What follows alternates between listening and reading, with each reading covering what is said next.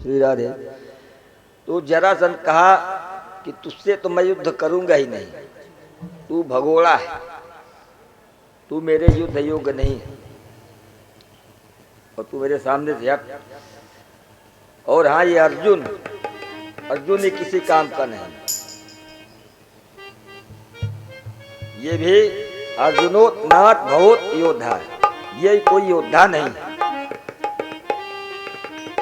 भीमस तुल्लो यशो बलम, तू भगोड़ा है और अर्जुन कोई योद्धा नहीं, और भीम मेरे समान है, मेरे समान कुछ उसके बल है, इसलिए मैं तुमसे भी नहीं युद्ध करूंगा, न इससे भीम से युद्ध करने के लिए मैं तैयार हूं। बोले गदा युद्ध भीम से होगी?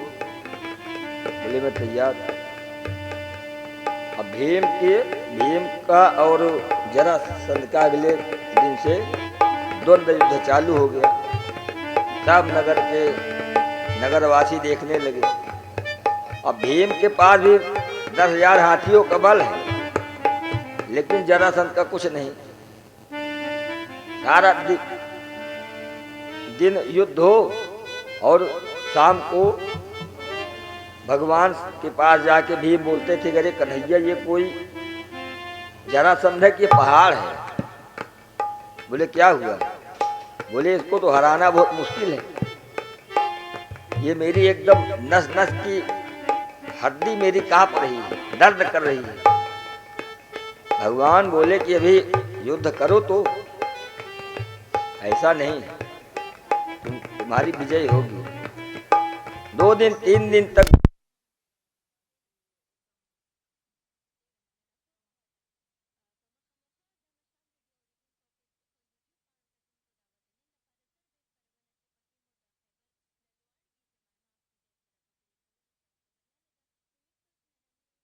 श्री राधे।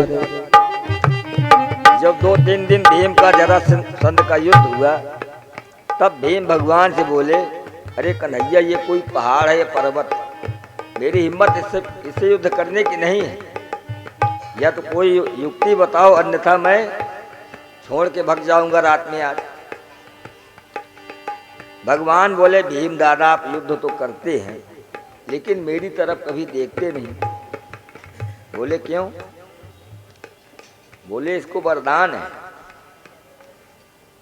जो तुम उसके शरीर के 2 भाग कर करके फेंकते हो, ये तुरंत आके जुट जाता है।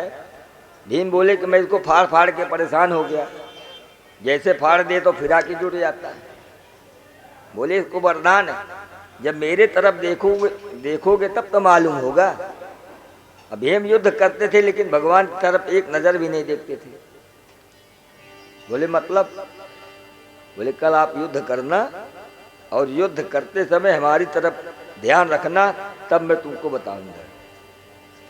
भगवान सचेत किए भीम को, बोले भगना कहीं नहीं, आप कल युद्ध कीजिए। और जरासंध का भीम का द्वंद्व युद्ध चालू हो गया, मल्ल युद्ध। और जैसे भगवान की तरफ देखने लगे तो भगवान बोले कि जो एक तिनका उठा के कि भीम को बोले जो ऐसे से फेंकते हो, आप इधर का उधर, उधर का इधर फेंकिए। भीम समझ गए कि मतलब इसके अंग विपरीत फेंकने से जुटेगा नहीं। और जैसे जरासंध को उसके 2 भाग किए, इधर का भाग उधर, उधर का भाग इधर। तो जब जरासंध के सैनिक लोग सब देखे कि अब तो महाराज जुटे नहीं, इनका जो है गोविंदाय नमो नमः हो गया, तो भीम सुखदेव जी कहते, राजा परीक्षित तो एक जरा नाम के राक्षसी थी। मगध नरेश जो राजा थे, उनकी पत्नी के 2 खंड में पैदा हुआ। पैदा होने के कारण इसको जंगल में फेंकवा दिए। एक जरा नाम की राक्षसी थी, वो थूक लगा के जैसे दोनों टुकड़ों के इकट्ठा किया, वैसे जीवित हो गए। इसका नाम हो गया जरासंध। जरा नाम की राक्षसी इसको जोड़ दिया और ये जीवित हो गया। तो भगवान उसका उद्धार किए और उसके बेटे को बुला के बोले कि अब इस राजगद्दी का राज तुम संभालो। मैं जो राजाओं के अधीन हो जाएं तो फिर वो नहीं, बोले कि आज के बाद इस राजगद्दी का राज तुम संभालो। और वही मुकुट राजा परीक्षित पहने थे जिससे श्राप लगा था, और मुकुट लेके भीम चले आए, अपने खजाने में रखवा दिए। और इधर युधिष्ठिर अपना राजसूय यज्ञ करने के लिए तैयार हुए। तो ये हुआ कि इसमें सबको क्या क्या काम आमंत्रित किया जाए। तो नकुल और सहदेव बोले कि हमारे द्वारिकाधीश मुख्य अतिथि यही रहेंगे। जैसे कोई फंक्शन होता उसमें रहता नहीं कि मुख्य जजमान, तो हमारे हर कार्य के लिए मुख्य अतिथि के रूप में हमारे द्वारिकाधीश रहेंगे। अब जैसे द्वारिकाधीश का नाम शिशुपाल सुना, वैसे तो लाल पीला होकर चमकने लगा। वो क्यों होगा मुख्य? पांडव लोग बोले कि सहदेव नकुल ठीक बोल रहे हैं भाई, हमारे सुख दुख में सदैव केशव हमारा साथ दिए, और हमारी माता जी के भतीजे हैं, तो हम अगर हम भ्राताओं की इच्छा है तो उनको इस यज्ञ में मुख्य संरक्षक वही रहेंगे। शिशुपाल उनको गाली देना चालू कर दिया। शिशुपाल तो उनको गाली पहले नहीं देता था, लेकिन जब से रुक्मणी का हरण भगवान करके ले आए थे, उस दिन से कोई ऐसा दिन नहीं रहता था जिस दिन से जो गाली न देता रहा। भगवान जैसे पहुंचे राजा युधिष्ठिर के सिंहासन में, शिशुपाल चालू हो गया गाली देना। अरे इस ग्वारिया को आप लोग नियुक्त करते हैं, चोर है, रणचोर है, माखन मिश्री चोरी करता है, अनेकों प्रकार का अपशब्द बोलने लगा। तो अर्जुन बोले कि जो है केशव, इसको कुछ आप दंड दीजिए, नहीं तो मैं इसको दंड दूंगा। भगवान बोले मैं इसकी माँ को वरदान दिया हूँ। शिशुपाल भी भगवान की बुआ थी, उसकी माँ, बोले कि मैं अपने बुआ को वचन दिया हूँ कि इसके मैं 100 गलती माफ कर दूंगा, 100 गलती के बाद फिर मैं इसको छोड़ूंगा नहीं। तो उन्होंने कहा कि समझाया, लेकिन वो उसके समझ में नहीं आया, गाली देना चालू कर दिया। भगवान गिनने लगे उंगली से। जब 99 अपशब्द बोला तब भगवान बोले कि शिशुपाल अब तू सावधान हो जा। मैंने जो बुआ जी को वचन दिया था, उस वचन को निभाने के लिए तेरा 99 गलती हो चुका है, एक बाकी है।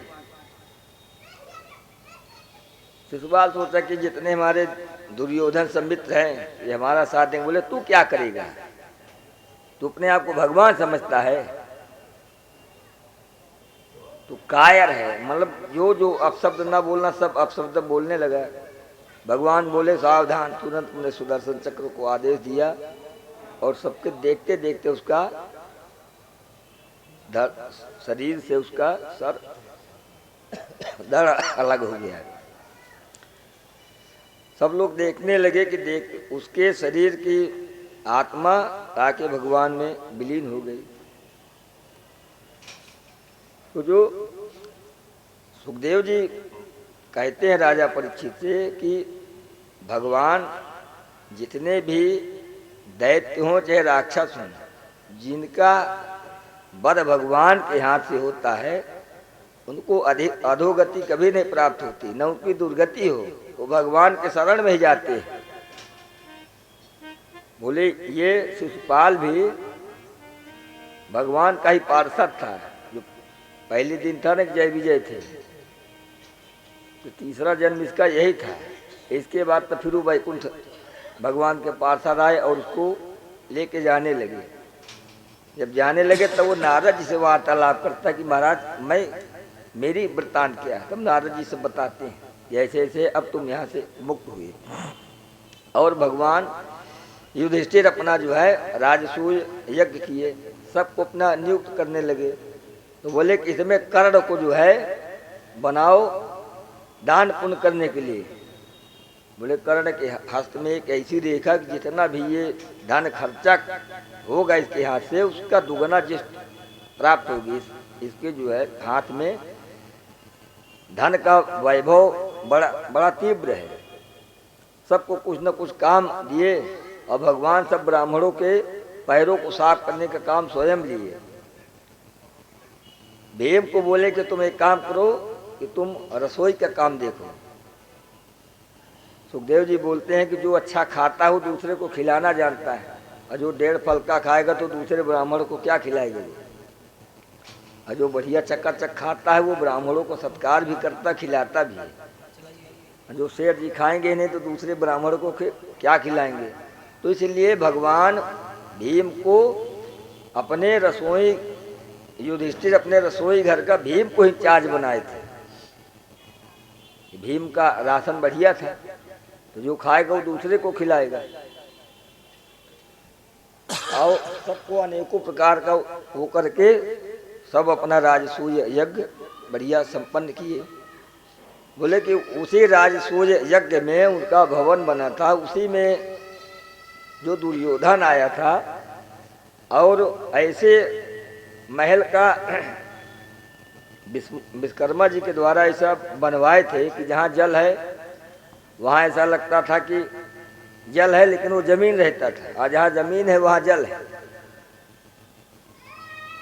तो दुर्योधन जहाँ दरवाजा है वहाँ दीवाल है, और जहाँ दीवाल है वहाँ दरवाजा है। तो जब दुर्योधन मतलब प्रवेश करता था तो उसको विस्मय हो जाता था। तो द्रौपदी ऊपर खड़ी थी अपने छत्ता पे, और जैसे दुर्योधन सोचा कि ये चटाई है, जमीन है, और वहाँ जल था। दुर्योधन जैसे गिरा उसे द्रौपदी हंसी। मेन वही युद्ध का कारण हो गया। द्रौपदी का वैर वही था। द्रौपदी ने कह दिया था कि अंधे का अंधा ही होता है। उसी के कारण उस दिन से दुर्योधन द्वेष मान के रखा था। बोले वृंदावन बिहारी लाल की जय। श्री कृष्ण गोविंद बोल भाग्य बिहारी लाल की जय। इसलिए वाणी बड़े संभल करके निकालनी चाहिए। आज उस वाणी के कारण हमारे भाई ध्यान देते हैं वाणी के ऊपर में, कौन क्या बोल रहा है, कैसे बोल रहा है। उसके कारण जो है आज द्रौपदी की चीर खींची जा रही है और द्रौपदी प्रार्थना करती। आइए छोटा सा एक भजन।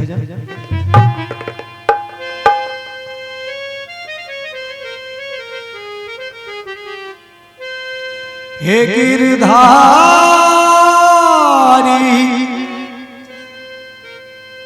कृष्ण मुरारी,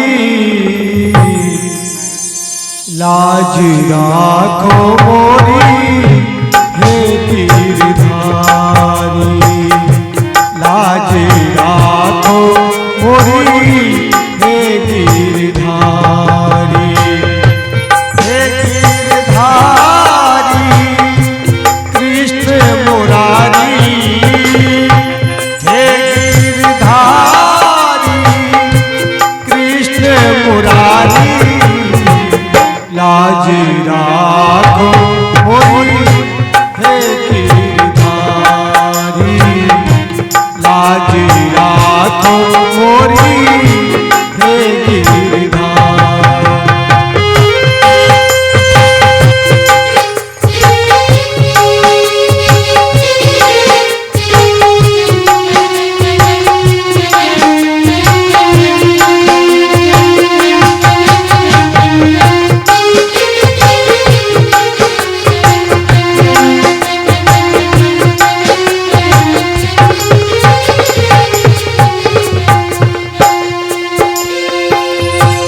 पांचपति सर नीचे कीन्हे।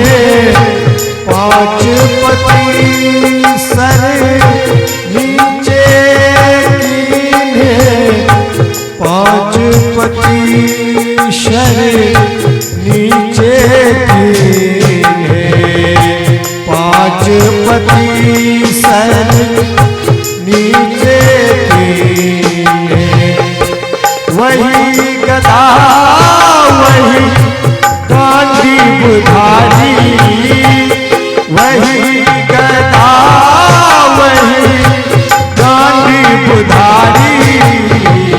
लाज राखो हे कृष्ण मुरारी, लाज राखो मोरी हे गिरधारी।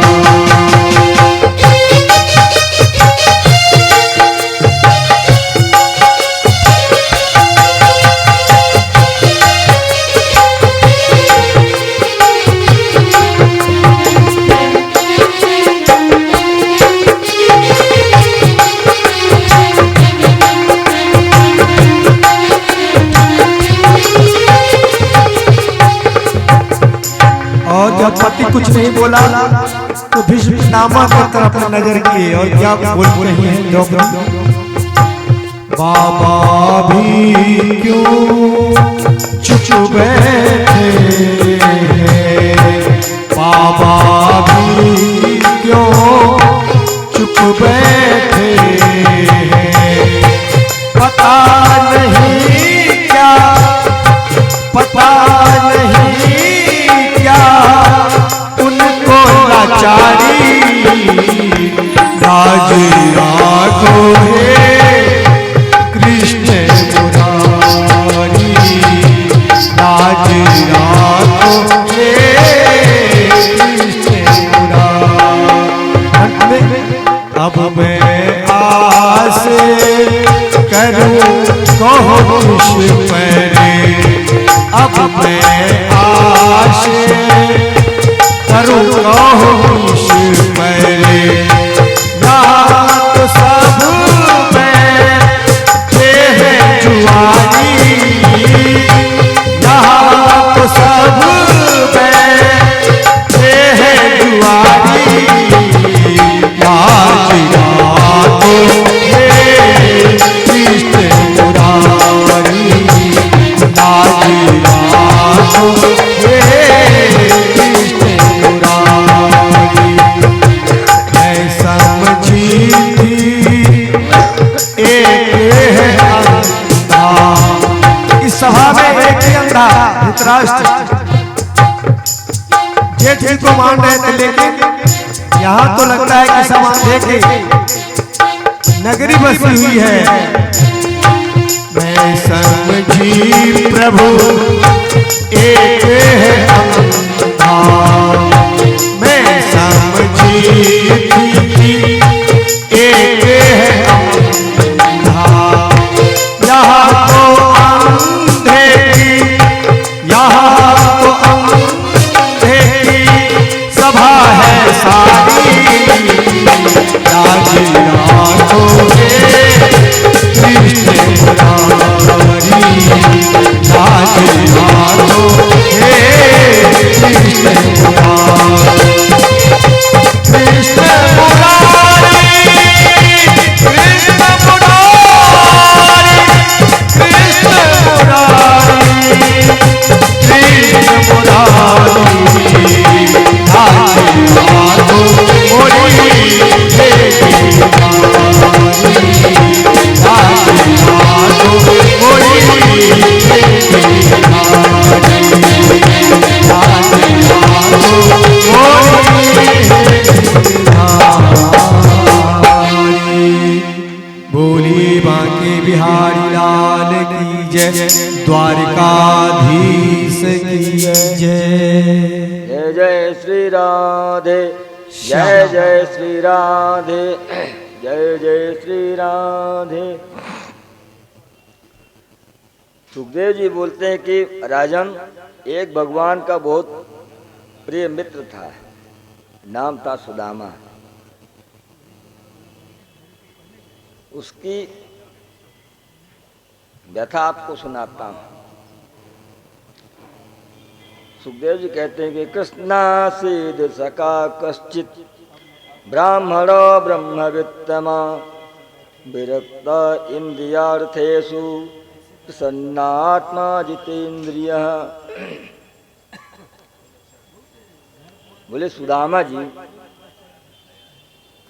जैसा ब्राह्मण मिलना मुश्किल है। बोले कि राजन, इतने विद्वान सब कुछ होते हुए अपने आप को एकदम विरक्त समझते थे। बोले कि राजन, इतने विद्वान सब कुछ होते हुए अपने आप को एकदम विरक्त समझते थे। बोले कि राजन, इतने विद्वान सब कुछ होते हुए अपने आप को एकदम विरक्त समझते थे। बोले कि राजन, इतने विद्वान सब कुछ होते हुए अपने आप को एकदम विरक्त समझते थे। बहुत से होते हैं कि जैसे जिनके अंदर योग्यता होती है, विद्वता होती है, अपने आप को अपने से नीचे वाले को दबा कर रखना चाहते हैं। लेकिन सुखदेव जी इतने विद्वान सब कुछ होते हुए, भगवान का साक्षात्कार होते हुए भी अपने आप को ब्रह्म में ही लगा के रखते थे। विद्वान सब कुछ थे, उनकी वृत्ति भी पूजा पाठ की थी, लेकिन अपने विद्या को कभी उन्होंने बेचा नहीं। ज्ञान सब कुछ है, किसी के यहाँ न पूजा कराना न पाठ कराना, और भगवान के पूजा पाठ में अपना जीवन यापन करते थे। घर में कोई चाहे भूखों मरे चाहे प्यासों मरे, उनसे कुछ लेना देना नहीं रहता। बोले उनकी पत्नी पतिव्रता पतिम प्राह म्लेच्छता वदने सह दरिद्रा सेद सेद महानासा बेपमाना विगस्वाहा।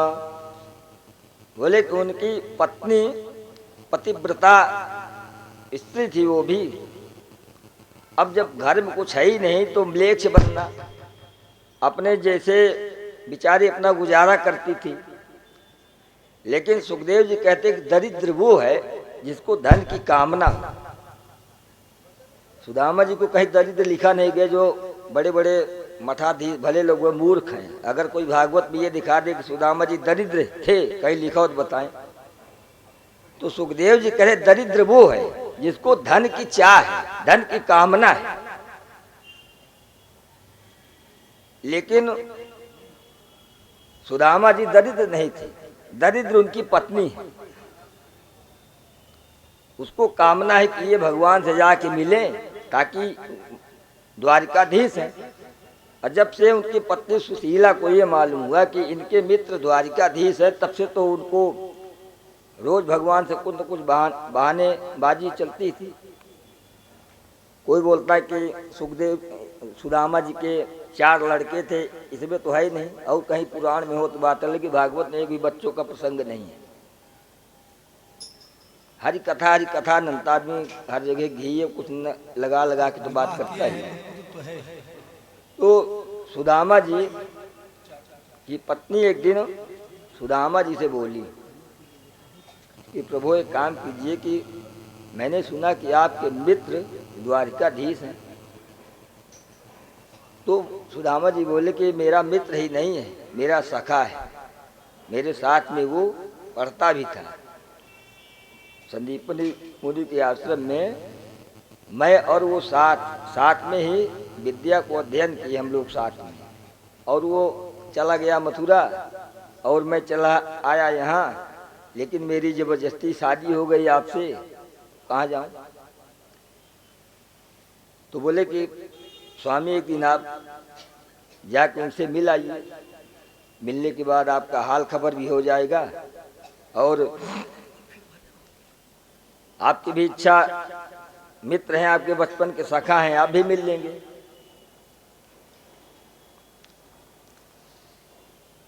तो सुदामा जी बोलते हैं कि देवी आप बार बार बोलती हैं, विपन्न तो ही हैं, गरीब तो बहुत हैं, लेकिन दरिद्र वो नहीं, दरिद्र उनकी पत्नी है।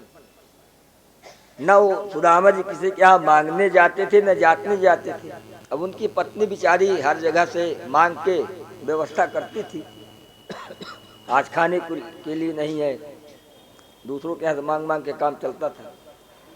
तो उन्होंने सोचा कि शायद ये भगवान द्वारिकाधीश से मिलने चले जाएंगे, शायद द्वारिकाधीश मित्र हैं, प्रसन्न होकर कुछ न कुछ धन वैभव दे देंगे तो कुछ दिन तो अपना गुजारा चलेगा।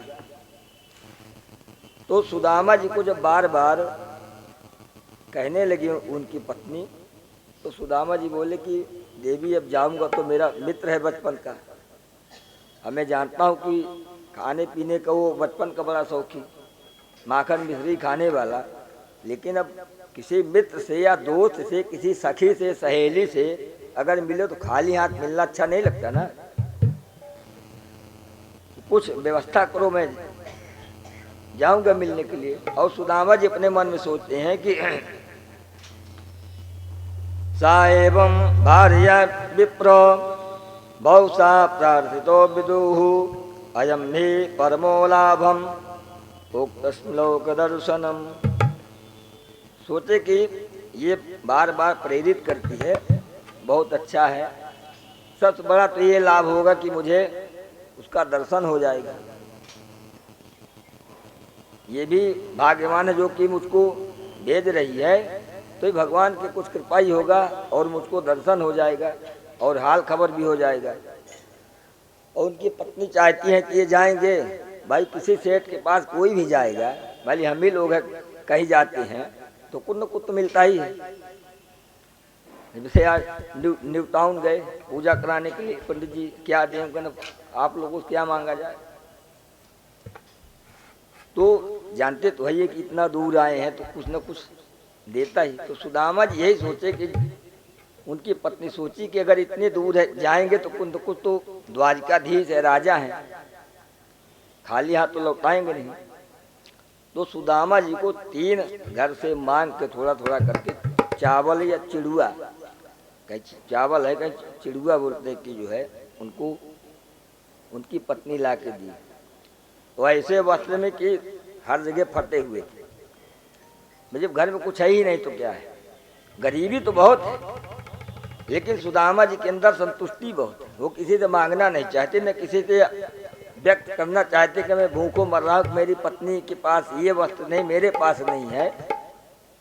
और उनकी पत्नी की दशा है कि एक साड़ी है, उसको आधा सुखवा के पहनती है, फिर उसको सुखवा के पहनती है, मतलब इतना विपन्न। चावल लेके बोले कि चलिए ठीक है, व्यवस्था कीजिए, मैं जा रहा हूं। कि मैंने कृतम पुण्यम माँ बधने भिक्षुता श्रियाहीन लोकेस्मिन् गतिते नामधेन वा। सोचे कि ठीक है, भगवान का दर्शन होगा, आप दीजिए। तो उनकी पत्नी 3 जगह से जाके थोड़ा थोड़ा चावल अलग अलग कलर के, जिनको धन की जरूरत होता बहुत माइंडेड दिमागदार होते हैं, वो समझ गए कि भगवान द्वारिकाधीश हैं, अच्छा माल लेंगे तो समझ जाएंगे कि जो है इसके यहाँ सब कुछ संपन्न है। इसलिए 3 जगह से अलग अलग करके चावल लेके आई कि ताकि भगवान को भी समझ में आए कि हाँ इसके यहाँ कुछ नहीं है। पोटली बना के सुदामा जी को दे दिए। अब सुदामा जी अपना पोटली लिए और डंडा लेके चलने लगे। अब उनकी पत्नी को ये विश्वास नहीं होता कि पता नहीं जाते हैं कि बीच में वापस आ जाएं। तो बोले स्वामी की वापस मत आइएगा, जाके हाल खबर कोई जरूरी नहीं है, 2 दिन 4 दिन अगर होगा तो द्वारिकाधीश के यहाँ रुक के आराम से आइएगा। सुदामा जी बोले ठीक है देवी, अब आप इच्छा तो मैं जाऊंगा, मेरा बचपन का मित्र है, दर्शन भी हो जाएगा। सुदामा जी अपने महल से निकले, निकलते निकलते चलते चलते उनको शाम हो गई। शाम होने को हुआ तो सुदामा जी बोले कि अब रात्रि को यहीं विश्राम करेंगे, सुबह होते ही द्वारकापुरी जाएंगे।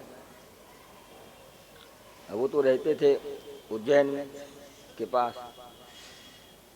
बोले कि शाम अब यही हो गया, अब कल जाएंगे। भगवान अपनी योग माया, भगवान तो अंतर्यामी सब समझ गए, अपनी योग माया को उन्होंने आदेश दिया कि मेरा बचपन का सखा आ रहा है, इसलिए अपनी योग माया से उसको लाके वृंदावन में जगाओ। सोया वहाँ है लेकिन जागे वृंदावन में। भगवान की योग माया बोली कि जैसे प्रभु आपकी इच्छा। एतद् विदित्वा उदिते रवै संदीपने गुरो अन्ये समारुना शिष्यम आचर्या समापदम्। अब भगवान जैसे सुदामा जी के नेत्र खुले पहुंच गए द्वारकापुरी। द्वारकापुरी जब पहुंचे तो उनके मन में विस्मय हुआ कि मैं ये कहाँ से आ गया। तब उन्होंने 2-4 आदमियों से पूछे कि भैया द्वारकापुरी कितना दूर है। तो कोई बोलता कि बाबा एक तो आप उसे शरीर से विपन्न हैं, आपके शरीर में कुछ है ही नहीं, एक एक हड्डी झलक रही है आपकी, और द्वारकापुरी में खड़े हो के आप द्वारकापुरी पूछते हैं। ये महाराज द्वारकापुरी ही है। सुदामा जी सोचे कि मैं इतना जल्दी यहाँ आ गया, तो सब भगवान की योग माया से विस्मय। तो पूछे कि यहाँ कन्हैया का घर कहाँ है, कृष्ण का घर कहाँ है? तो कोई बोलता कौन कन्हैया कौन कृष्ण? अरे बोले हमारे वो बचपन का सखा था, हम लोग साथ में ही पढ़ते थे, और समय का ऐसा वो कि वो इधर चले आए और हम अपने गांव चले गए। तो बोले यहाँ कोई कन्हैया और कोई केशव नहीं रहता, यहाँ श्री द्वारिकाधीश कृष्णचंद्र जी महाराज रहते हैं। अब जो तुम्हारे कृष्ण मित्र रहे होंगे वो इस समय पे द्वारिकाधीश कृष्णचंद्र जी महाराज हो गए, अब वो राजा हैं यहाँ के। तब तो सुदामा जी सोचे कि अब वो राजा ही हो गया तो मिलना मुश्किल ही है। तो सुदामा जी धीमे धीमे करके उनके राजमहल के नज़दीक पहुँचते हैं। पहुँचने के बाद दूतों से बोलते हैं कि भैया हमको भगवान से मिला दो। दूत लोग बोलते कौन भगवान? अरे बोले हमारा कन्हैया जिसके साथ में हमारा मित्र है, हम लोग पढ़ते थे। बोले कौन? तो आपका मित्र कौन? कन्हैया किसके साथ आप पढ़ते थे? बोले हमारा बचपन का सखा है जो आपका द्वारिकाधीश है, उससे हमको थोड़ा मिला दीजिए। दूत लोग देखे इसके तो शरीर में न कुछ कपड़े हैं, न लत्ते हैं, न इसके पैर में जूते हैं, न चप्पल हैं, और ये हमारे महाराज को द्वारिकाधीश समझता है। बोले चलो यहाँ कोई द्वारकाधीश नहीं, जाओ अपना काम करो। सब सोचे अपने मन में कि कहाँ हमारे महाराज द्वारिकाधीश राजाधिराज, और कहाँ ये अपने आप को उनका मित्र बताता है। इसलिए जो है बोले कि जाओ जाओ यहाँ कोई नहीं रहता। सुदामा जी को बोले गेट से हटो। सुदामा जी बोले भैया ऐसा मत करो, मैं बहुत दूर से आया हूँ मिलने के लिए, हमको मिला दो। एक बोला कि यार मिलाने में क्या, जाके पूछने में क्या रखा है? बोले नहीं, अभी भगवान के शयन का समय है, इसको नहीं जाने देंगे। तो जब उनको धक्के देके हटाने लगे बोले ऐसा मत करो, हमको हमारे द्वारिकाधीश से एक बार जाके उनसे पूछ तो लो, उनसे ये कह दो कि उनका मित्र सखा मिलने के लिए आया है।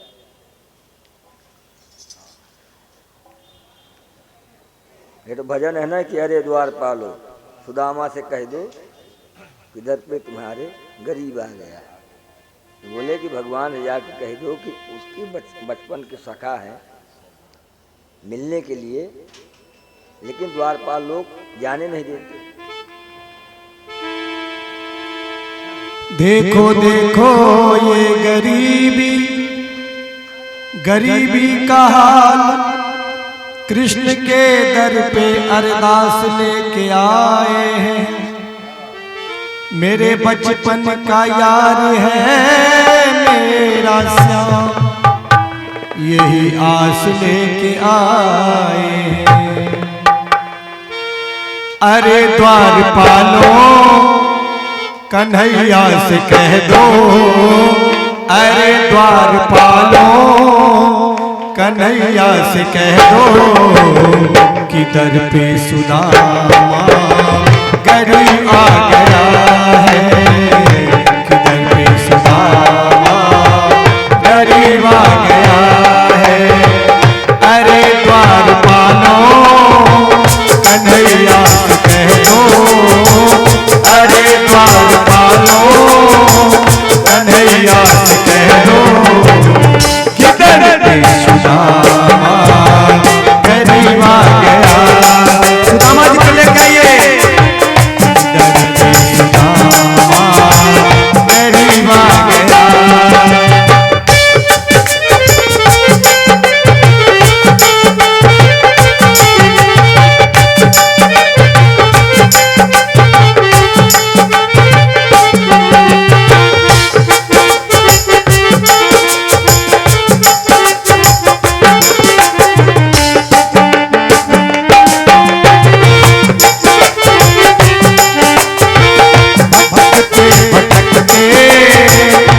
जाने कहाँ से भटकते भटकते न जाने कहाँ से तुम्हारे महल के करीब आ गया है, तुम्हारे महल के करीब आ गया है, करीब आ गया है, करीब आ गया है, करीब आ गया है, करीब आ करीब आ गया है, करीब आ गया है, करीब आ गया है, करीब आ भटकते भटकते न जाने कहाँ से भटकते भटकते न जाने कहाँ से तुम्हारे महल के करीब आ गया है, तुम्हारे महल के करीब आ गया।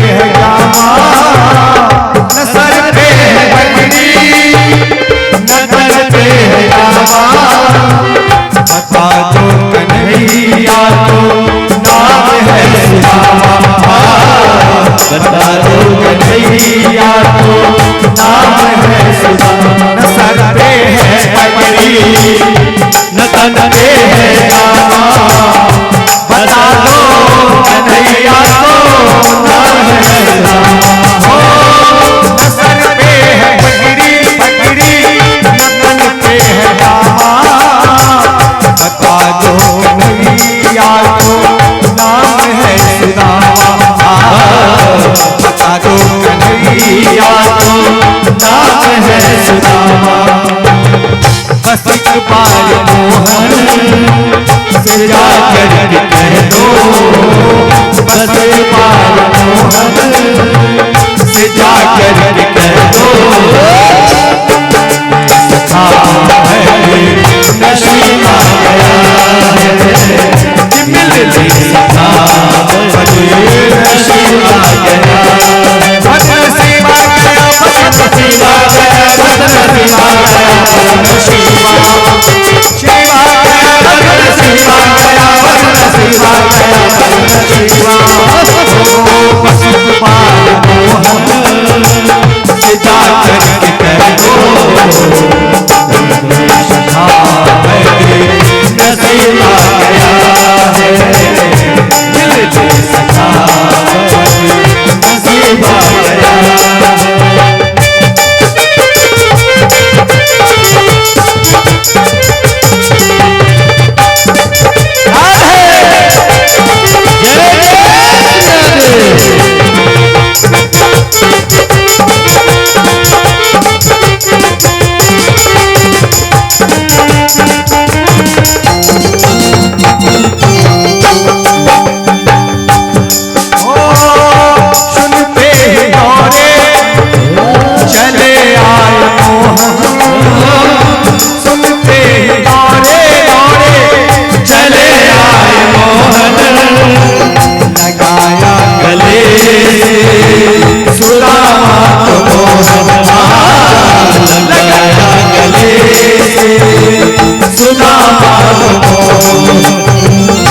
घबराओ प्यारे जरा तुम सुदामा, न घबराओ प्यारे जरा तुम सुदामा, किसी का समय करीब आ गया है, इसका समय अब करीब आ गया, करीब आ गया है, करीब आ गया है, करीब आ गया है,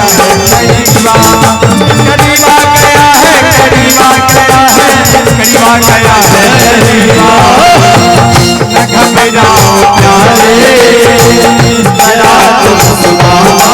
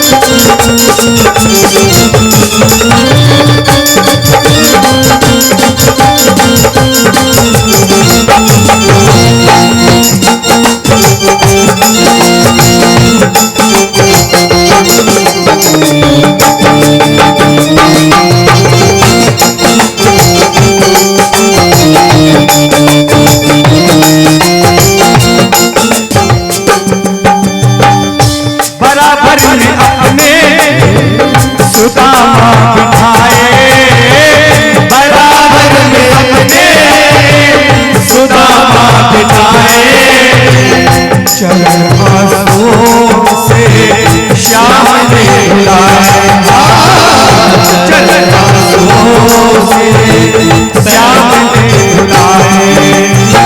हुआ रुक्मिणी को बहुत ही अचंभा, हुआ रुक्मिणी को बड़ा ही अचंभा।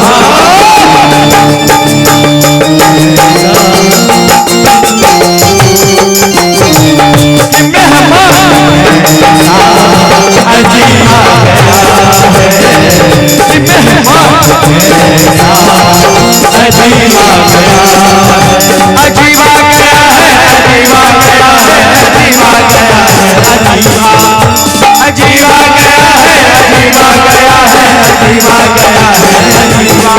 ओ हुआ रुक्मिणी को बड़ा ही अचंभा, हुआ रुक्मिणी को बड़ा ही अचंभा।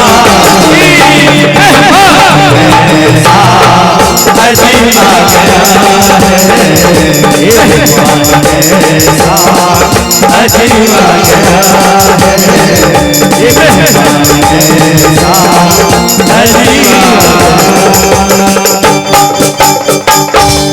बोलिए भगत भगवान की जय। सभी लोग शांति पूर्वक झांकी का दर्शन करेंगे और सुदामा विप्र का पूजन करेंगे।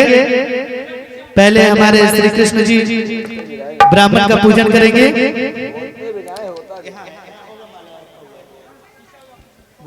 तिलक लगाइए कृष्ण जी। सभी बैठ गए, सभी ब्राह्मण अपने अपने स्थान पर बैठ और गए। सभी ब्राह्मण अपने अपने स्थान पे बैठ जाए। सुदामा जी देखिए को भगवान ले जाके इतने रोए, बारी बारी से के देखिए। आंसू से भगवान के सुदामा जी के चरण धो गए। भगवान देख के इतने, भगवान भी ब्राह्मण का पूजन किए हैं, इसलिए बारी बारी से जो बन सके सभी ब्राह्मणों का तिलक करना है। हाँ, बारी बारी से। सुदामा आज जी जितने गए, ब्राह्मण हैं सभी विप्रदेव को सभी जजमान लोग तिलक करेंगे।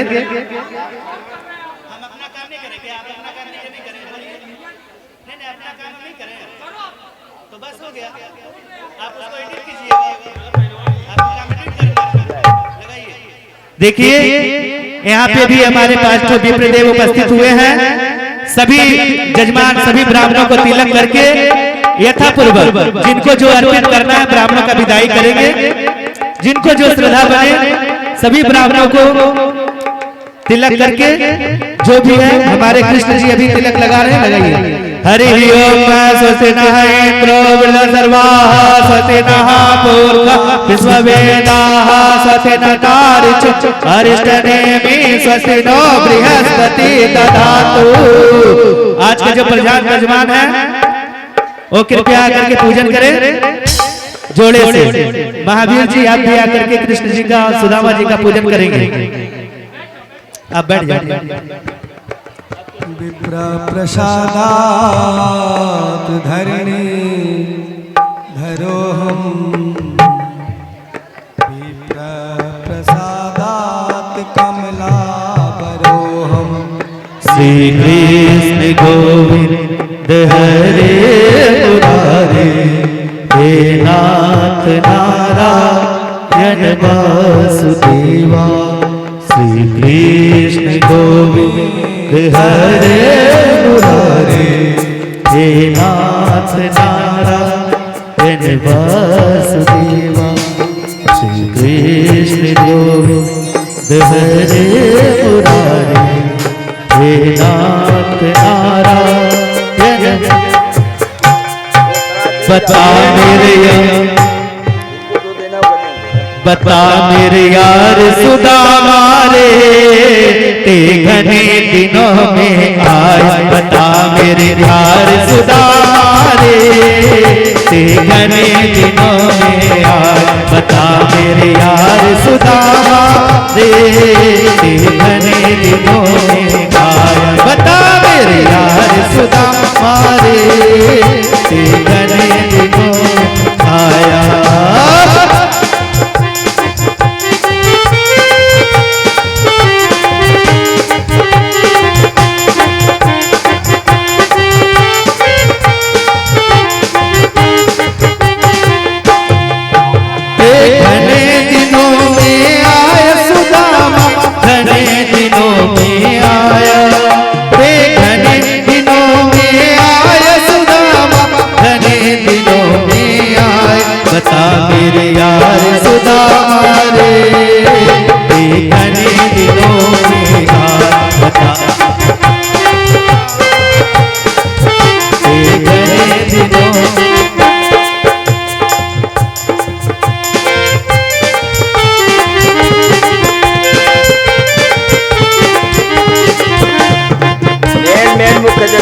पूजा कर ले, बाद बाकी कथा होने दे।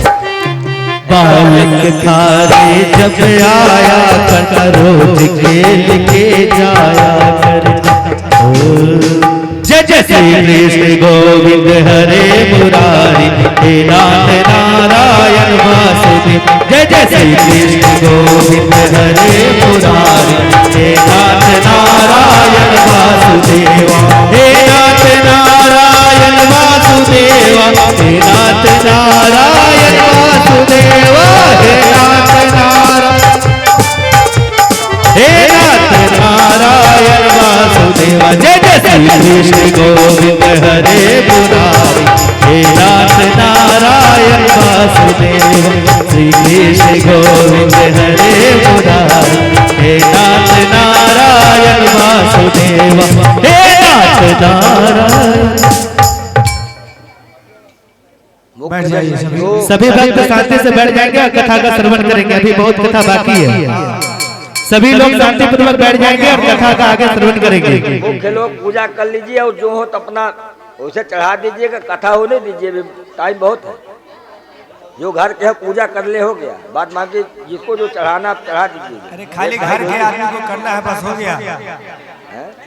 हाँ, मेन जजमान कर लिया, हो गया। कथा को आगे बढ़ाइए।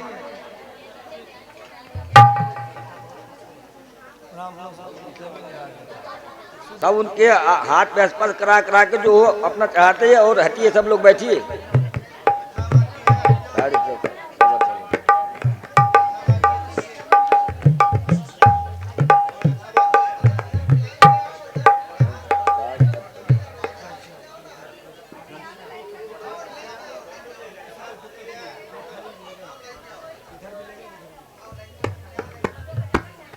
जो जो पूजा कर लिए अपना बैठिए, कथा आरंभ करें। और जिनको अपने साइड में पूजा घर वाले कर ले, बाद बाकी जिनको जो अपना देते रहेंगे।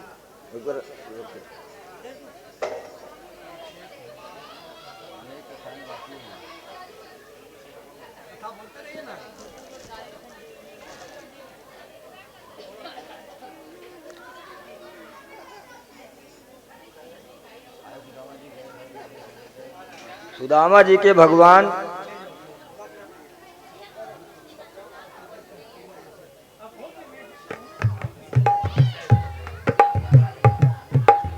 आप लोग बैठिए सर, जो है बाद में होता है।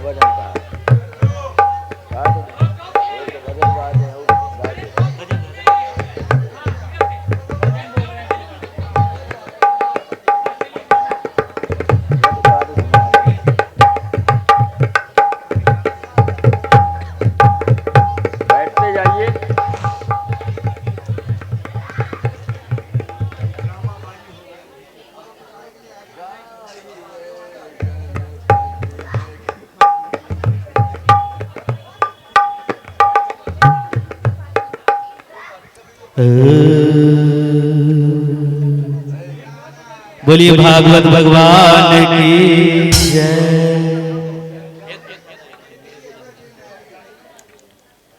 जहाँ ले चलोगे वही हम चलेंगे, जहाँ ले चलोगे वही हम चलेंगे। जहाँ नात रख लोगे, जहाँ नात रख लोगे वही हम रहेंगे।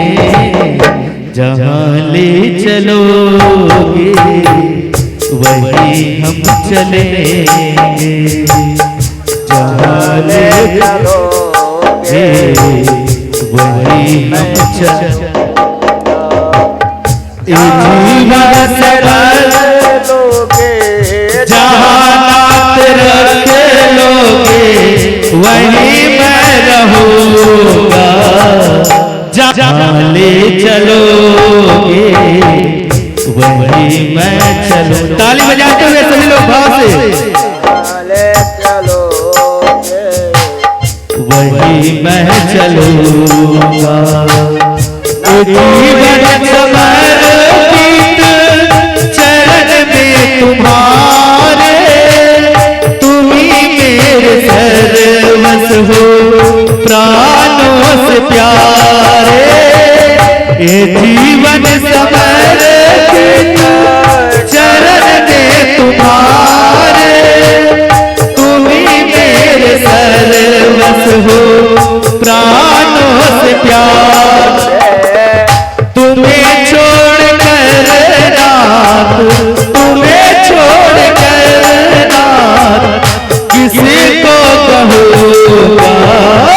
जहाँ ले चलोगे वहीं मैं चलूँगा।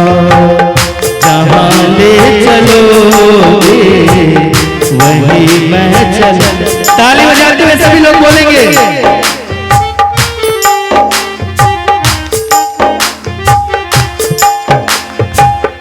दयानाथ दयानिधि मेरी अवस्था तेरे ही हाथों में मेरी व्यवस्था।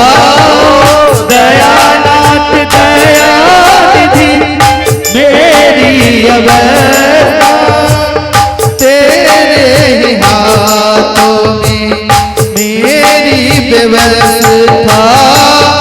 कहना जो होगा जो, कहना जो होगा जो तुमसे कहूँगा। जहाँ ले चलोगे वहीं मैं चलूँगा। जहाँ ले चलोगे वहीं मैं चलूँगा।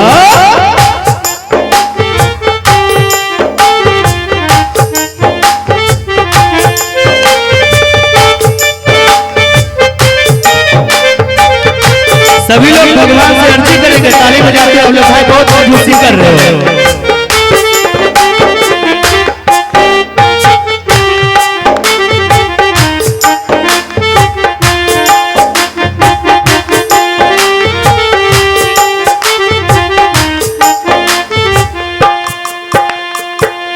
ना कोई शिकायत ना कोई अर्जी, कर लो करा लो जो है तेरी मर्जी। ना कोई शिकायत ना कोई अर्जी, कर लो करा लो जो है तेरी मर्जी। सहोगे सहाओगे जो मैं कहूँगा। ले चलोगे वहीं मैं चलूँगा। जहाँ ले चलोगे वहीं मैं चलूँगा। जहाँ नाथ रख लोगे, जहाँ नाथ रख लोगे वहीं मैं रहूँगा। जहाँ ले वहीं मैं चलूँगा। जहाँ ले चलोगे वहीं मैं चलूँगा। जहाँ नाथ रख लोगे, जहाँ नाथ रख लोगे वहीं मैं रहूँगा। जहाँ ले चलोगे वहीं चलूँगा। जहाँ ले चलोगे वहीं। जय जय श्री कृष्ण गोविंद हरे मुरारी, हे नाथ नारायण वासुदेव। जय जय श्री कृष्ण गोविंद हरे मुरारी, हे नाथ नारायण, हे नाथ नारायण वासुदेवा। हे लक्ष्मी नारायण वासुदेवा, हे नाथ नारायण वासुदेवा। हे लक्ष्मी नारायण वासुदेव। जय जय श्री कृष्ण गोविंद हरे मुरारी, हे नाथ नारायण वासुदेवा। जय जय श्री कृष्ण गोविंद हरे मुरारी, हे नाथ नारायण वासुदेवा। हे नाथ नारायण वासुदेवा, हे नाथ नारायण वासुदेवा। जैसे सुदामा जी पहुँचे, भगवान उनको अपने गले से लगाए और जैसे ले गए अपने राजसभा में, भगवान उनके दृश्य को देख के इतना रोए कि परात में जल डालने की जरूरत ही नहीं। भगवान के आंसू से ही सुदामा जी के पैर धो गए।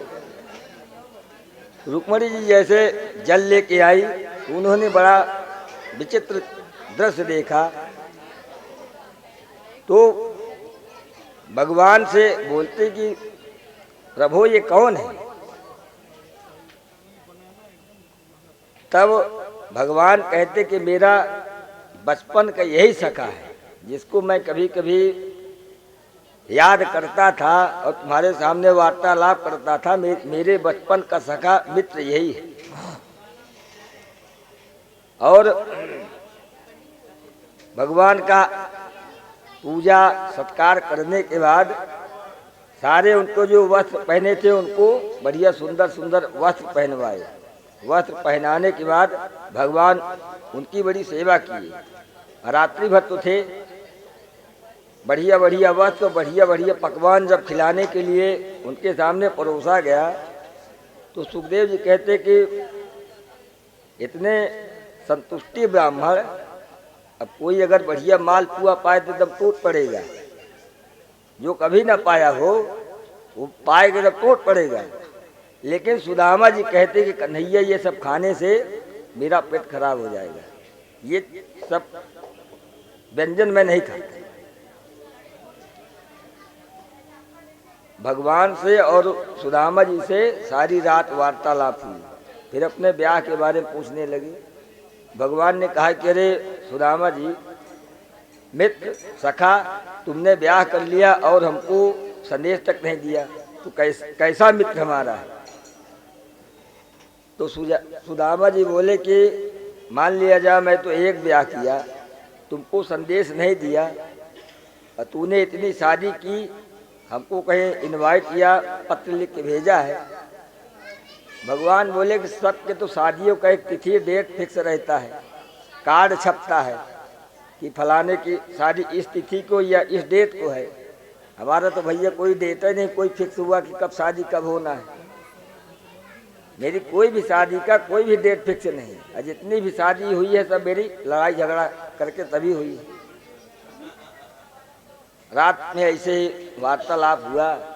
अगले दिन सुदामा जी बोले कि अरे मित्र कन्हैया, मैं अपने घर को वापस जाऊंगी, तुम्हारी भाभी पता नहीं कैसे किस अवस्था में उनको छोड़ के आया हूँ, इसलिए मैं अपने घर के लिए जाऊंगा। भगवान बोले मित्र बहुत अच्छा, यदि घर जाना है तो जाओ, लेकिन हमारी जितनी श्रीमती जी है सबको आशीर्वाद प्रदान दे के जाइए। अब सुदामा जी को ये भी नहीं मालूम था कि इनके 16,108, 1 आई, 2 आई, 3 आई, 4 आई, जब आशीर्वाद देने लगे तो सुदामा जी बोले कि अरे मित्र, हमको ये मालूम था कि तू शादी किया है, लेकिन कितनी शादी है तेरे पास पत्नियां हैं? बोले अभी ये 8 है, भी 16,100 और है। बोले कन्हैया काम कर, ये 16,108 के बदले तू ही हमसे आशीर्वाद ले ले। सुखदेव जी कहते राजा परीक्षित, ब्राह्मणों के अंदर इतनी शक्ति होती कि भगवान को आशीर्वाद देने के लिए तैयार है। भगवान को कहते हैं सुदामा जी की अपनी पत्नियों की जगह आप हमसे आशीर्वाद ले लीजिए भाई, चाहे उनको सौभाग्यवती कहें, आपको ही आशीर्वाद दे देंगे, सबका सौभाग्य बना रहेगा। और एक एक करके हम सबको आशीर्वाद देते रहेंगे तो हमको महीनों लग जाएगा। मन भगवान से हास परिहास भी करते जाते हैं। और इसके बाद सुदामा जी अपने घर के लिए तैयार हुए। जब चलने के लिए उद्यत हुए तब भगवान बोले अरे सखा, जो वस्त्र पहने हो इनको सब उतार के रख दो, तुम्हारी धोती रखी हुई है। जो धोती आप पहन के आए थे डंडा, भगवान वहाँ पे उनकी खूब सत्कार किए, लेकिन जाते समय बोले वो जो आपके वस्त्र रखे आप अपने पहन के जाइए, अब ये हमारे राज्य के वस्त्र यहीं पे रख दीजिए। सुदामा जी के मन में थोड़ा भी वो नहीं हुआ। जब उतारने लगे तब मन में हुआ कि ये तो मुझसे भी बड़ा दरिद्र है कि वस्त्र भी दे के उसको भी ले रहा है।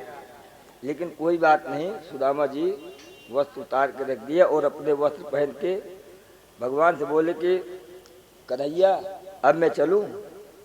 भगवान बोले हाँ जाइए। सुदामा जी मन में शायद सोचते हैं कि शायद कुछ दे दे, तो हमको तो जरूरत नहीं है। हमारी श्रीमती जी को धन की कामना शायद कुछ हमारे हाथ में पकड़ा दे। भाई हमने चावल दिया तो चावल तो पान कर गए, उसको पा लिए, शायद उसके बदले कुछ दे ही दे। लेकिन भगवान तो अंतर्यामी है, अब उनसे क्या जानना क्या छिपाना। भगवान तो सब जानते हैं कि इनके अंदर स्वयं की कामना नहीं, लेकिन अपने पत्नी के लिए चाहते हैं। तो जैसे कुछ दूर पहुंचते हैं बोलते हैं अरे केशव मैं जा रहा हूँ। तो भगवान बोले हाँ सखा जाओ। फिर सोचे शायद कुछ आवाज दे पीछे से दे, लेकिन जब भगवान कुछ नहीं दिए तो ऐसे सोचते सोचते निकल पड़े। निकले जब कुछ दूर द्वारिका से नगर के दूर पहुंचे तो एक चोर आया। बोला कि भैया कहाँ से आ रहे हो? बोले द्वारिकापुरी से आ रहा हूँ और गया था भगवान से मिलने के लिए, द्वारिकाधीश से, मेरा बचपन का सखा है।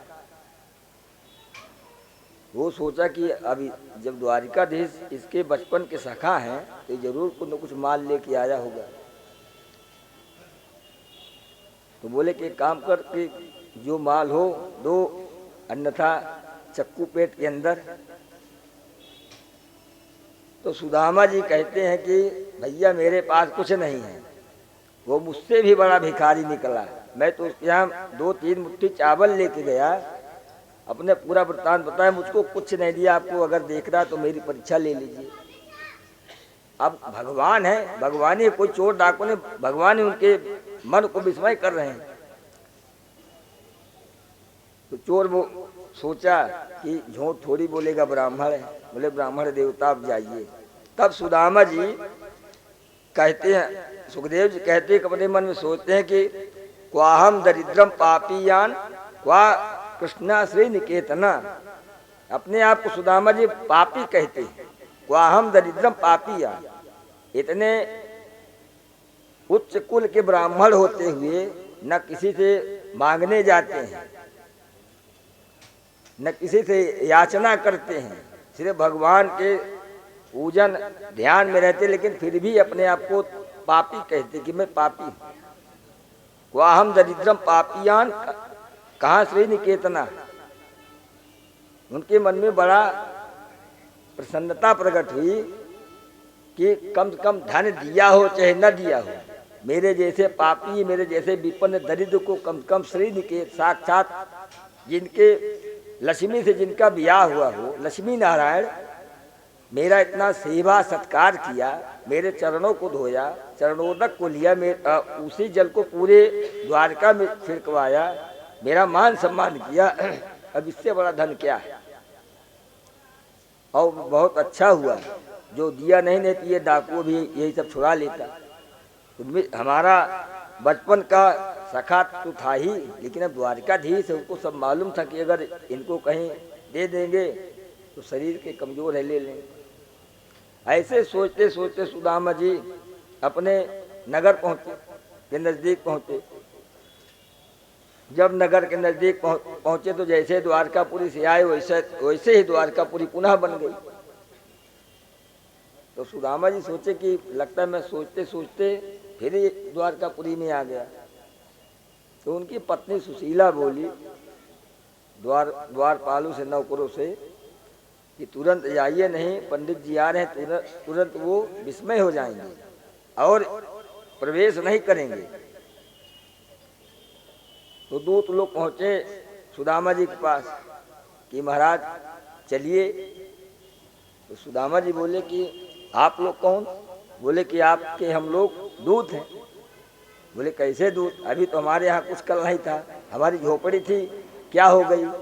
कौन सा इतना बड़ा सेठ की रातों रात बिल्डिंग बना के खड़ा कर दिया? भैया हमारी झोपड़ी यहाँ पे थी। बोले आपकी झोपड़ी यहाँ थी तहाँ, अब यहाँ फ्लैट बन गया। उनकी पत्नी सोची कि अगर स्वयं बुलाने के लिए नहीं जाएंगे तो ये कभी प्रवेश नहीं करेंगे।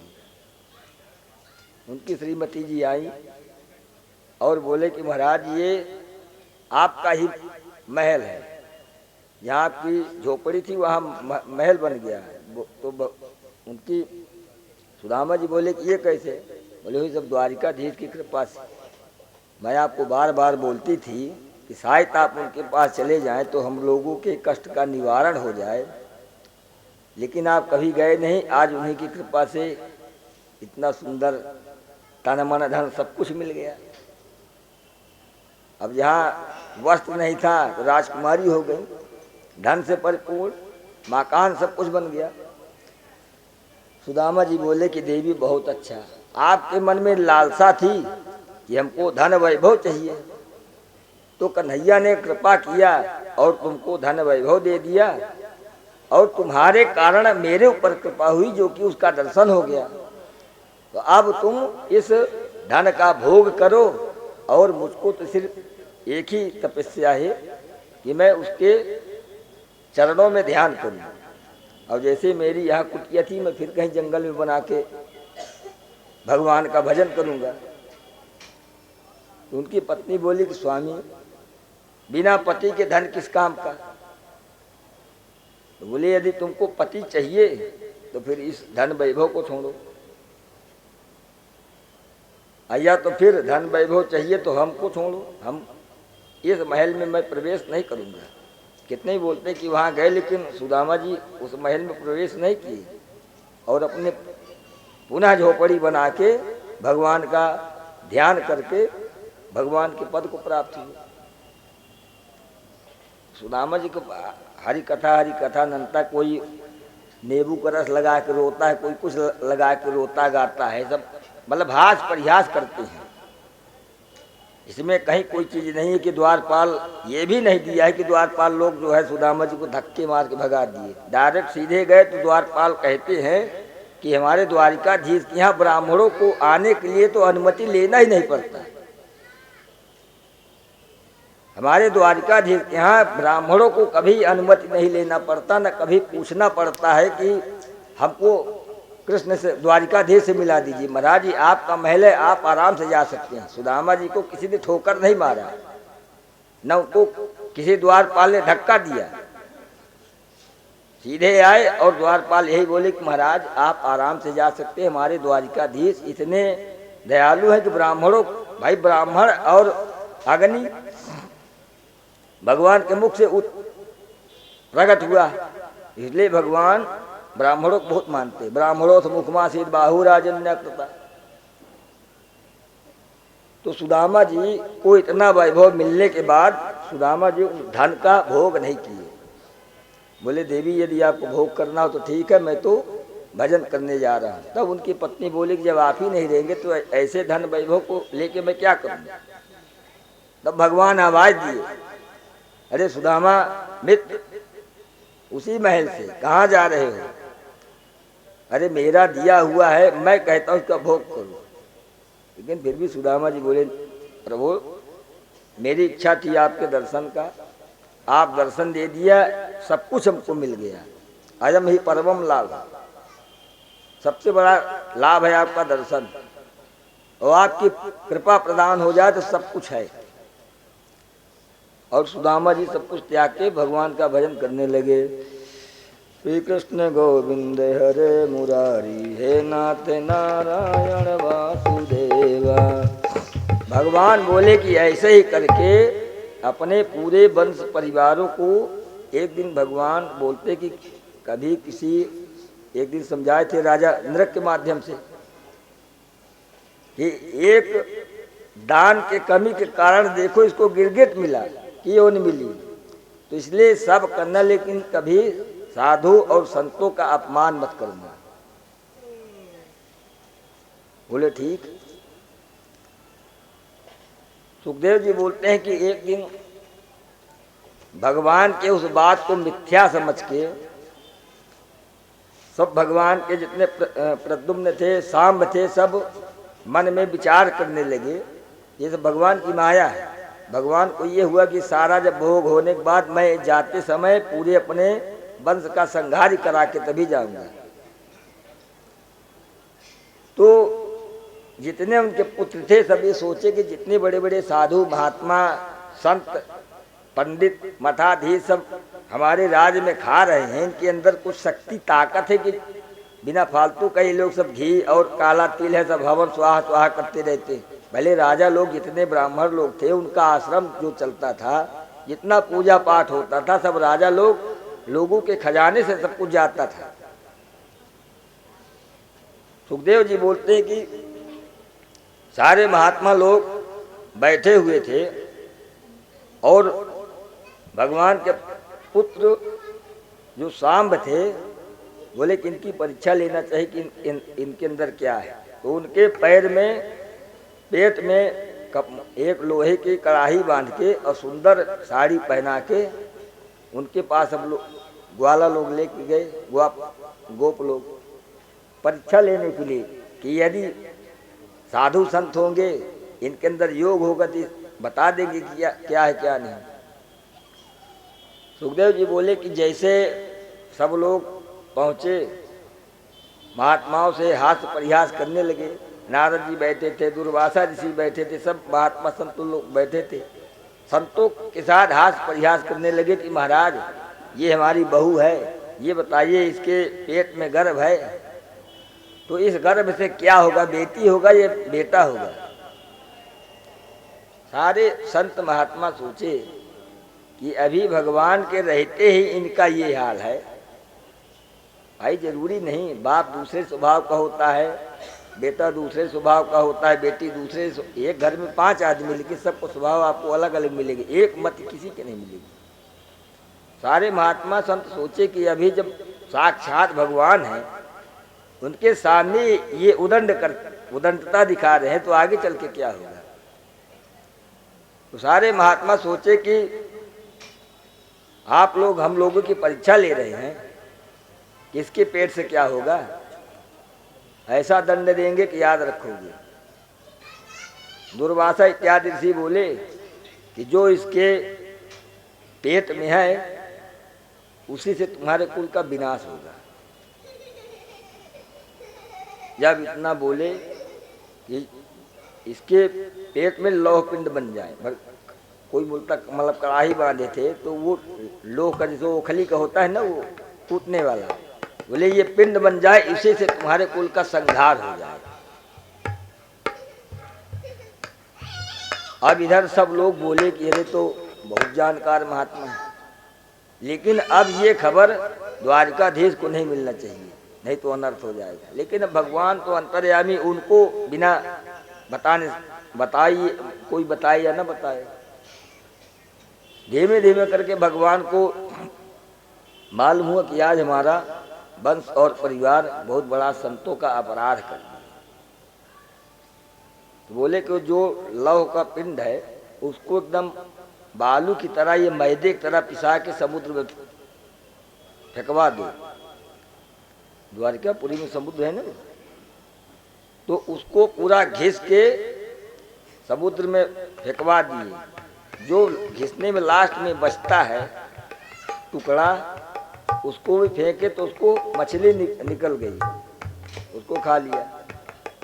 खाने के बाद उसको एक मछली मारने वाला पकड़ा, पकड़ने के बाद उसके पेट से निकला लोहे का टुकड़ा। उसके मन में आया कि इस टुकड़े से मैं अपने बाण में, बाण के ऊपर नोक होता नहीं, उसमें मैं इसको संधानूंगा। वो बहलिया था और जितना वो लौ का पिंड घिसा गया था वो सब एरका नाम की घास तैयार हो गई। यहाँ नदियों मिलता है, बहुत पैनी घास होती है, अगर शरीर में लग गई तो खून निकाल लेता है। अब भगवान यदु अपने मित्र उद्धव को समझाने लगे कि उद्धव अभी तुम्हारा समय नहीं है, मेरा समय अब नजदीक है अपने सुधाम जाने के लिए, इसलिए तुम कुछ ज्ञान प्राप्त अर्जित कर सकते हो।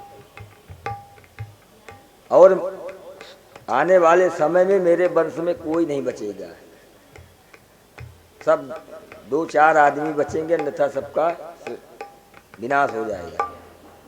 ये जो इन्होंने साधु महात्माओं का अपराध किया है, ये अच्छा नहीं किया। और उस जो लव के पिंड को घिसवाए थे, एरका नाम की घास तैयार हो बन के खड़ी हो गई। सारे यदुवंशी लोग गए और खेल खेल में एक एक को उखाड़ के मारने लगे, एक एक करके सब स्वाहा होते चले गए। भगवान अपने वंश को भी 56 करोड़ जो हो गया था, 56 करोड़ से 2-4 बचे, सबका संहार करवा दिए। क्योंकि वो तो अंतर्यामी जानते हैं कि हमारे न रहने के बाद ये होगा। और इसके बाद उद्धव जी को बोलते हैं कि आप जाइए, आपको एक ऋषि महात्मा मिलेंगे, उनसे आप कुछ तत्व ज्ञान ले लीजिए, और समय आने के बाद अभी आप रहेंगे, जो कुछ बचेंगे उनको आप लेके हस्तिनापुर पहुंचा दीजिएगा, और द्वारकापुरी भी 2-4-10 दिन के अंदर सब डूब जाएगी। एक महात्मा थे दत्तात्रेय, उनसे वार्तालाप होने लगी तो दत्तात्रेय जी उनको अपने 24 गुरुओं की कथा सुनाते हैं। उन्होंने देखा तो कहा कि महाराज आप इतने हृष्ट पुष्ट हैं, इस जंगल में आपको कोई खाने पीने के लिए देता नहीं, आपको कैसे भगवान उनको बताते कि हमारे वंश के जो यदु महाराज थे उन्होंने उनसे ज्ञान लिया है। उनके 24 गुरु थे।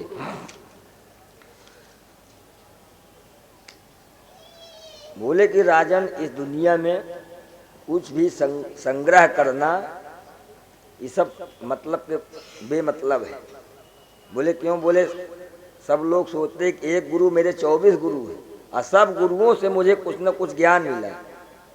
2-4 गुरुओं की कथा बताए कि पहला गुरु मेरा आकाश है, पृथ्वी है। पृथ्वी को आदमी इतना खोदता है, ये इतने ब्लास्टिंग करता, लेकिन कभी किसी से कुछ नहीं बोलती, इतना उसके अंदर गंभीरता है। दूसरा गुरु है मेरा आकाश।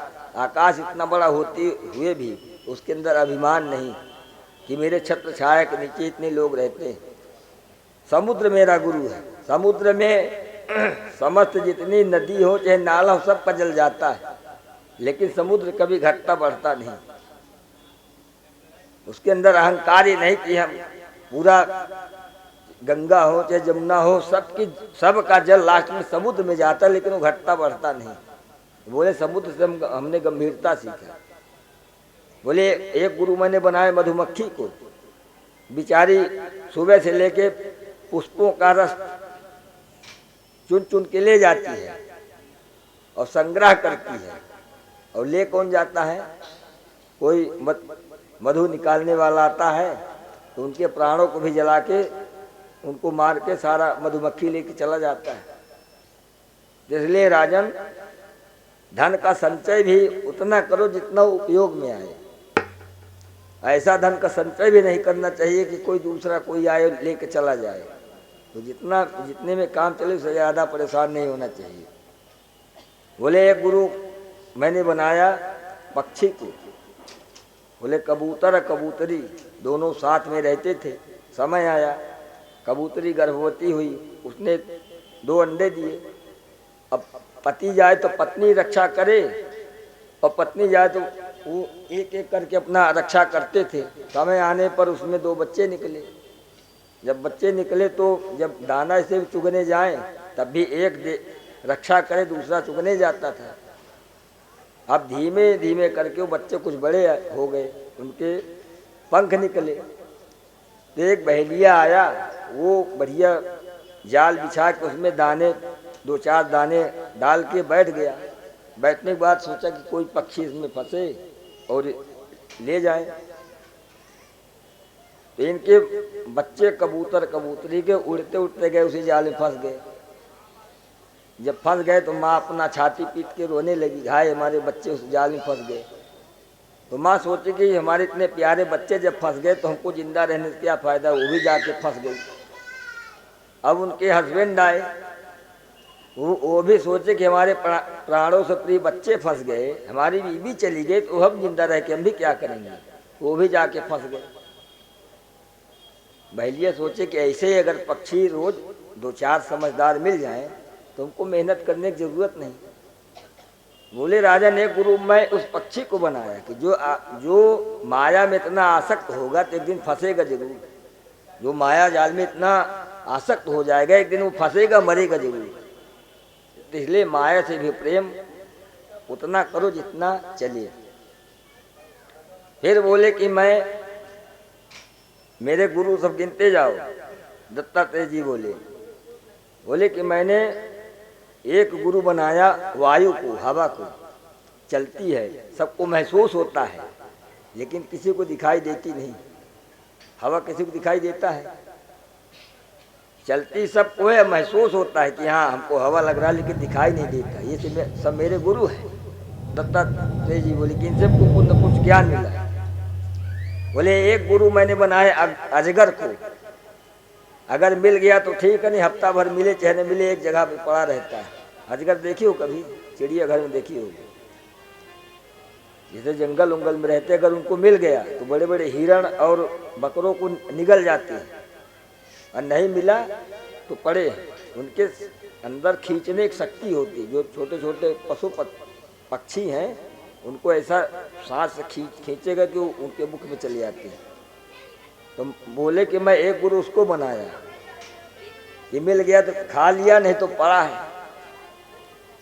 बोले संतोष उसके अंदर मैंने देखा। फिर बोले कि विचित्र तो मुझे तब लगा कि जब मेरी एक गुरु कन्या भी है, कुंवारी कन्या। बोले महाराज कन्या आपकी गुरु कैसे हो सकती है, आप इतने बड़े संत महात्मा। बोले उसकी भी कथा सुन लो। बोले कि एक ब्राह्मण थे, अपनी बेटी की शादी के लिए किसी गांव गए थे पता लगाने के लिए, और बोले कि बेटी हम तुम्हारा ब्याह का 2-3 जगह चर्चा किए हुए हैं, शायद कोई अगर आ जाए तो उनको बढ़िया सम्मान से बैठाना और जो होगा नाश्ता पानी कराना। अब पंडित जी कोई खास धनवान नहीं थे, तो जैसे पंडित जी गए वैसे उनके यहाँ मेहमान लोग आ गए। जब आवाज़ दिया तो उनकी बेटी बोली कि पिताजी तो अभी है नहीं, लेकिन आप बैठिए, हम मुझसे जो हो सकेगा मैं आपकी सेवा सत्कार करूँगी। बोले कि महाराज बिना प्रसाद पाए जाइएगा नहीं। वो अतिथि लोग बोले ठीक है बनाइए आप। तो दत्तात्रेय जी बोले कि मैं सब खड़े होकर देख रहा था कि उस ब्राह्मण के यहाँ कुछ नहीं था। वो सोची कि चने का साग है और चावल बढ़िया बना के खिला दूंगी, इससे जो है प्रसन्न रहे। चना का साग बहुत अच्छा आता खाने में, जिसे बनाते बनता है। तो बोले धान, पहले तो कोई मशीन थी नहीं, पहले धान कूटा जाता था ओखली से। तो उस बेटी ने जैसे धान को कूटना चालू किया तो पहने हुई थी चूड़ी, 4 इधर 4 इधर, तो खन्न खन्न की आवाज़ आने लगी। उसने सोचा कि अगर ज़्यादा आवाज़ आएगी तो हमारे पिताजी की बदनामी होगी कि लगता है इसके घर में कुछ नहीं है, इसलिए जो ये कूट के चावल धान तब खाने के लिए बना रही है। तो ऐसे ऐसे करके एक एक चूड़ी अपना उतारी, फिर आवाज़ आई, फिर वो एक एक उतारी। लास्ट में जब एक एक चूड़ी बची तब आवाज़ आना बंद, और बढ़िया से वो धान को कूटी और बढ़िया चावल और सब्जी बना के अच्छा से सत्कार किया। सत्कार करने के बाद मैंने एक ज्ञान उससे ये लिया कि जिस घर में 4 लोग रहेंगे तो आवाज़ होता ही रहेगा। इसलिए माता पिता को चाहिए कि यदि धन वैभव है तो अपने परिवार बच्चों को पहले से ही अपना अपना मकान फ्लैट बनवा के दे देना चाहिए, नहीं तो बाद में तू मैं होता ही रहता है। तो बोले उस लड़की से हम लोग चूड़ी से ज्ञान लिया कि जहाँ 4 रहेंगे तहाँ खंड खंड होगा। अब जब एक बच्चे तो बढ़िया आराम से बना के पकवान सब कुछ खिला दिया जो उसके विचार सामर्थ्य है। फिर बोले कि हमने ज्ञान एक छोटे से बालक से भी लिया। बोले महाराज कितने आपके गुरु हैं? बोले नन्हा सा बालक। एक अग्निहोत्री ब्राह्मण थे जो है, तो वो लकड़ी बिन के लाते थे। अब उनके मित्र आ गए। मित्र आने के बाद बड़ा प्रसन्न हुआ ब्राह्मण। अपनी श्रीमती जी से बोली कि देवी एक काम करो, कुछ चाय नाश्ता की व्यवस्था करो। बोले स्वामी करे क्या, कुछ है ही नहीं घर में। बोले काम करो जो है कहीं से उधार लेके आओ, अभी लकड़ी जाता हूँ बिन के ले आऊँगा, उसके बाद मैं उधारी चुकता कर दूँगा। अब फिर दूसरी चीज़, कोई मित्र दोस्त हमारे यहाँ है तो ऐसा तो है नहीं अगर दो रुपए का खाएंगे तो आखिर एक एक दो रुपए दे के भी तो जाएंगे। बोले हाँ ये भी बात सही है। तो वो 2 रुपए का गई, ना चाय ना दूध सब मिला के ले आई। अब उनके दोस्त आए, बढ़िया उनको चाय नाश्ता कराने लगे। कराने के बाद जब दोस्त जाने लगे तब उसके बेटे को 1 रुपए पकड़ाने लगे। तो उनका बेटा जो है पैसा ले ही नहीं रहा था। मैं सब खड़े को दृश्य देख रहा था। तो बोले बेटा ले लो, हम अपने तरफ से दे रहे हैं। बोले लड़का बोला हम नहीं लेंगे। बोले क्यों नहीं लोगे? तो बोले हमारी माता जी पिताजी, देखिए बच्चे के जो छोटे छोटे झूठ नहीं बोलते। बोले हमारे पिताजी जो है ये बोल रहे थे कि अगर कोई अतिथि आएगा तो जरूर एक या 2 रुपए देगा। अब आप 2 लोग हैं, सोचे कि 1-1 रुपये मिलेगा तो जो आपके खाने के लिए उधार आया था उसी से बराबर हो जाएगा, लेकिन आप 2 की जगह 1 ही दे रहे हैं। तो दत्तात्रेय जी बोले कि उस बच्चे से ज्ञान हमने लिया कि बच्चे भगवान के समान होते, वो झूठ कभी नहीं बोलते, चाहे जितना उनको प्रयास करो, लेकिन थोड़ा सा करो सत्य बोल देंगे। ऐसे समझाने के बाद भगवान का जब जाने का समय हुआ, अब वो बहलिया बढ़िया बाण को बना के अपने बाण में संधान लिया और उद्धव जी से उनकी वार्तालाप भगवान को ही। भगवान बोले कि काम करो कि अब मेरा जाने का समय है और आप चले जाइए द्वारकापुरी। हमारी जो बच्ची कुची कुछ पत्नियां हैं उनको सीधी आप लेके हस्तिनापुर पहुंचा दीजिए। अर्जुन को भी जब तक तो ज्ञान दिए और वो बहलिया सोचा कि कोई लगता भगवान के पैर में सुदर्शन चक्र जैसा चमक रहा था। भगवान के पैरों में और हाथ में सब चक्र जितने थे सबको सब पैर में भगवान के बने, सुदर्शन चक्र पादुका चरण जितने सब कुछ थे। भगवान अपने एक पैर को दूसरे पैर पे चढ़ा के पेड़ के नीचे आराम से बैठे हुए थे। तो बहलिया अपना बाण चढ़ा के सोचा कि कोई मृग लगता है बैठा हुआ है, क्योंकि वो बहलिया अगले जन्म का बाली था। बाली का और काली का और बलि का 3 का उत्तर भगवान नहीं दे पाए। बाली बोला था भगवान से ना, जब बाली को मारे थे तो बोला था कि महाराज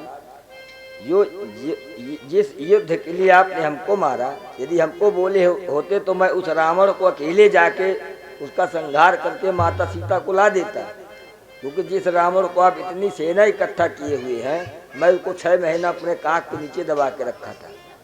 और तो सूर्य भगवान को अर्घ देने लगे तो निकल के भाग गया। तो हमको आप व्याध की तरह मारे हैं, इसलिए ये आपको नहीं ऐसा करना चाहिए था, क्योंकि हम लोग तो पशु हैं। अरे बंदर मनुष्य में थोड़ी आते हैं। बोले हम तो पशु हैं, हम कुछ गलत सही करें तो इसमें हम लोगों को ज्ञान कहाँ। तो भगवान बोले तुम्हारे इस जवाब का प्रश्न का जवाब नहीं तो अपने अगले जन्म में ये भी तुम पूरा कर लेना।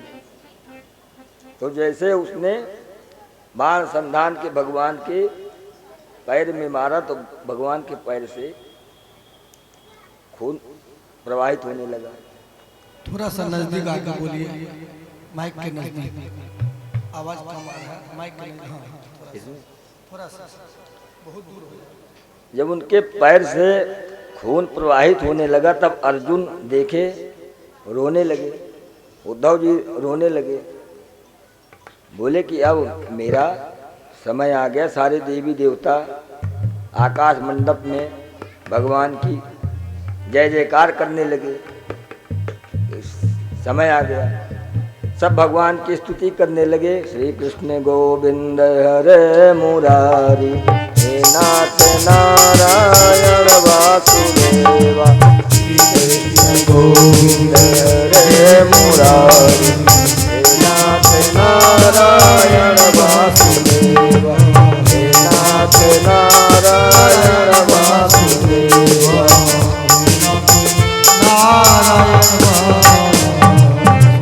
सबके देखते देखते भगवान कहीं गए नहीं। सुखदेव जी बोलते कि वही भगवान साक्षात द्वापर के बाद कलयुग में श्रीमद् भागवत में आके समाहित हो गए। अब भगवान के तो अनेक रूप ही हैं, अब उनका वैकुंठ धाम तो कहीं जाएगा नहीं, लेकिन पंचम वेद जो साक्षात भगवान के जितनी शक्ति है सब श्रीमद् भागवत में समाई हुई है। किसी को भी अगर इनकी परीक्षा लेना हो तो कोई भी अपने घर में रख ले पुस्तक, और 60 प्रदक्षिणा रोज करे, पूजा पाठ करे, और जो कामना मांगे अगर वो पूरी नहीं होगी, मैं गारंटी देता हूँ साक्षात भगवान है। इतने बाद अर्जुन भगवान की जितनी रानियां थी उनको लेके आए।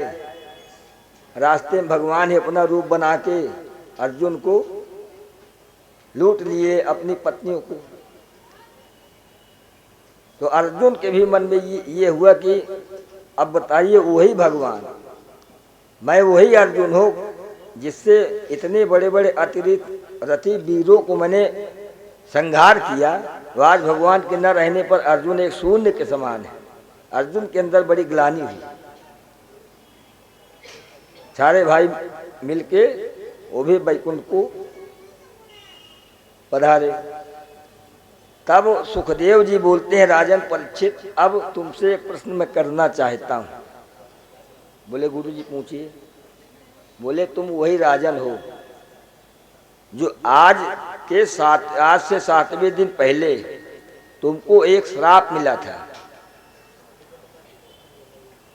श्रृंगी ऋषि एक श्राप दिए थे कि एक तक्षक सर्प के डसने से तुम्हारी मृत्यु होगी। तो अब बोलो, तुम्हारी मृत्यु होगी, तुमको मृत्यु से भय लगता है कि नहीं? राजा परीक्षित बोले, महाराज काहे का भय? अरे जिसको तक्षक डसेगा वो तो मैं हूं ही नहीं। जिसको तक्षक डसेगा उससे क्या लेना देना, वो तो शरीर है, और मैं आत्मा हूं। आत्मा से क्या लेना देना, कौन उसको तक्षक डसे या कुछ भी डसे। आत्मा तो अजर अमर है, न उसको अग्नि जला सकता, न अस्त्र मार सकता, न शस्त्र मार सकता। तो हमको महाराज किस बात का डर?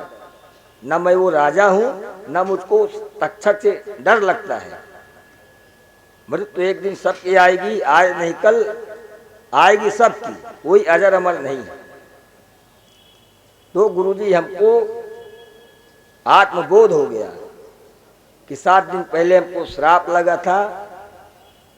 महात्मा ने ये श्राप दिया था कि तक्षक सर्प डसने से तुम्हारी मृत्यु होगी।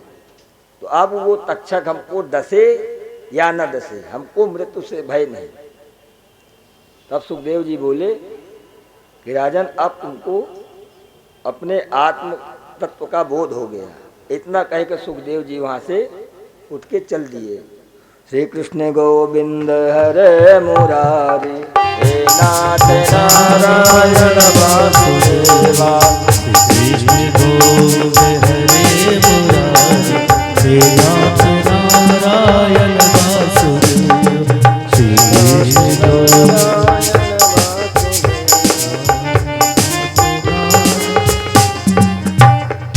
और जैसे ही जन्मेजय अब तो गंगा तट के किनारे बैठे ही थे, बहुत अपना प्रबंध खड़ा कर दिया कि इनको सर्प किसी प्रकार से डसने न पाए। लेकिन भक्त के अनंत भक्त थे। जैसे उन्होंने फूल लेके प्रणाम करने के लिए मस्तक में लगाने को हुआ, तो सर्प जो है डसने से पहले उनका शरीर वैकुंठ धाम पधार गया था। अब नाम था कि श्राप था कि भाई श्राप तो मिथ्या होगा नहीं, लेकिन सुखदेव जी कहते कि उनको सर्प डसने से पहले ही उनको मुक्ति प्रदान हो गई। अब जो विधि का विधान है उसको तो भोगना ही पड़ेगा।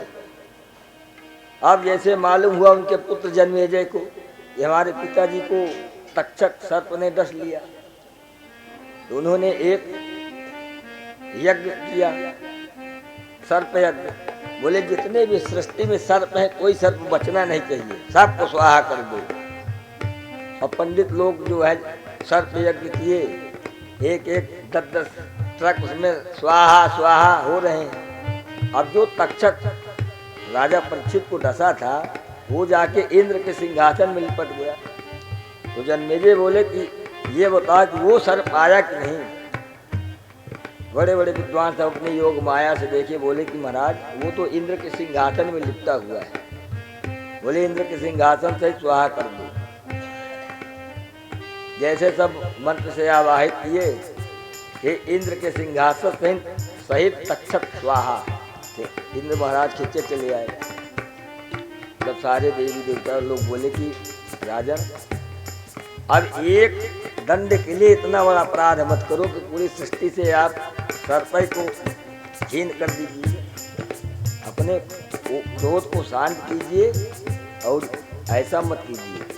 जब सब लोग मनाए तब जाके यज्ञ को अपने बंद किए।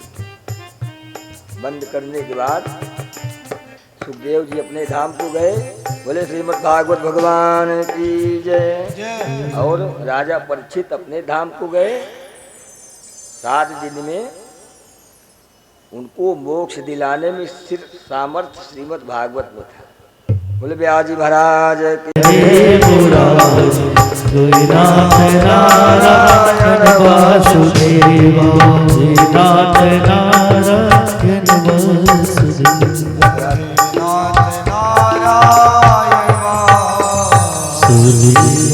श्रीमद् भागवत महापुराण की जय। श्री व्यास जी महाराज की जय। श्री सुखदेव जी महाराज की जय। हमारे प्रधान जजमान कृष्णाय वासुदेवाय हरे परमात्मने प्रणतः क्लेशमयसाय गोविंदाय नमो नमः। कृष्णाय वासुदेवाय हरे परमात्मने प्रणतः क्लेशनाशाय गोविंदाय नमो नमः। हरि कथा सुनाने वाले तुमको लाखों प्रणाम, तुमको लाखों प्रणाम। हरि कथा सुनाने वाले तुमको लाखों प्रणाम, तुमको सत सत प्रणाम, तुमको लाल की जय। ओ हरि कथा सुनाने वाले जय प्रभु की गाथा सुनाने वाले तुझको लाखों प्रणाम, तुझको लाखों प्रणाम। हरि कथा सुनाने वाले प्रभु की गाथा सुनाने वाले तुझको लाखों प्रणाम, तुझको लाखों प्रणाम। हम निकल पड़े थे वन में, पल को बैठे थे तन में। हम निकल पड़े वन में, पल को बैठे थे वन में। ओ मार्ग दिखाने वाले प्रभु की राह दिखाने वाले तुमको लाखों प्रणाम, तुमको लाखों प्रणाम।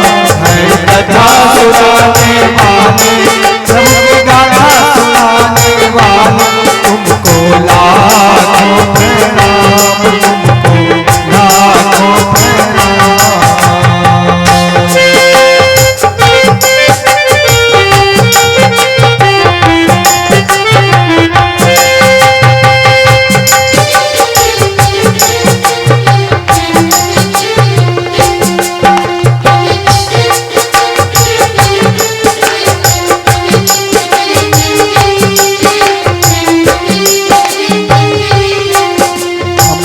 लेकर विष का प्याला जा रहे थे जम के गाला। हम लेकर विष का प्याला जा रहे थे जम के गाला। ओ अमृत पिलाने वाले, अमृत सुधा पिलाने वाले, तुमको लाखों प्रणाम, तुमको लाखों प्रणाम। कथा सुनाने वाले, सबकी कथा सुनाने वाले, तुमको लाखों प्रणाम, तुमको लाखों प्रणाम। प्रभु आप हो अंतर्यामी, हम हैं पतित और अभिमानी। प्रभु आप हो अंतर्यामी, हम पतित और अभिमानी। मुक्ति मार्ग दिखाने वाले, मुक्ति मार्ग दिखाने वाले, तुमको लाखों प्रणाम, तुमको लाखों प्रणाम। हरि कथा सुनाने वाले, भागवत कथा सुनाने वाले, तुमको लाखों प्रणाम, तुमको लाखों प्रणाम, तुमको लाखों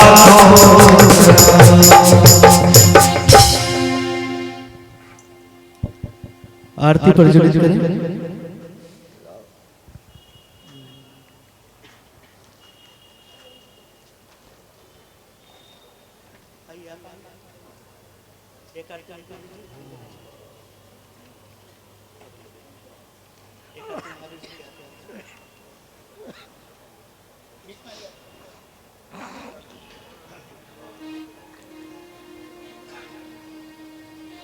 ओम अग्नि ज्वाला वाले नरत्नेश्वरी नमः।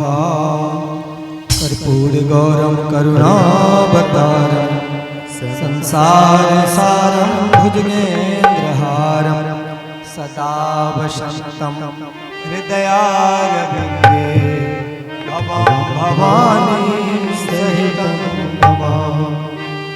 श्री भागवत मुक्ति की दात, जगत की माता, हम सागर के नौका है जी।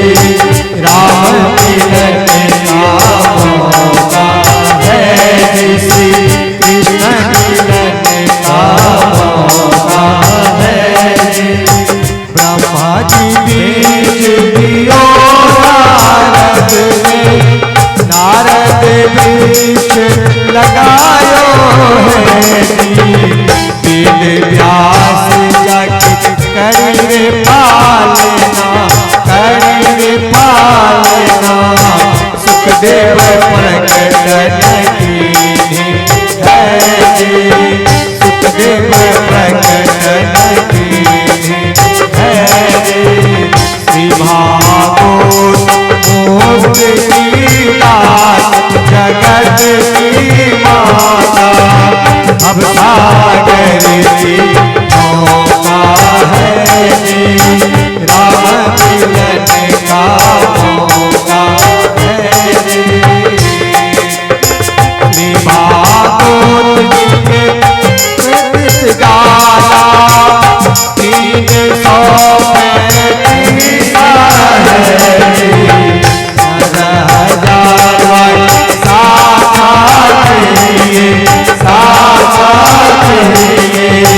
भगवत ज्ञान अनोखा है जी। श्री भागवत मुक्ति की दाता, जगत की माता, हम सागर की नौका है जी। राम मिलन का मौका है जी। 18,000 मुनियन के माए, सुखदेव की लेखो लीलो है जी। पान पान में अमृत बरसे, अमृत बरसे, भगवत ज्ञान अनोखा है जी। अज्ञान के मन भाई है जी। राजा परीक्षित सुन सुखदेव जी, किया भागवत बचाई है जी जिन बाकी ओए बताजो ओए बताजो फिर नहीं पाओ मौका है जी राम मिलन का मौका है जी श्री कृष्ण मिलन का मौका है जी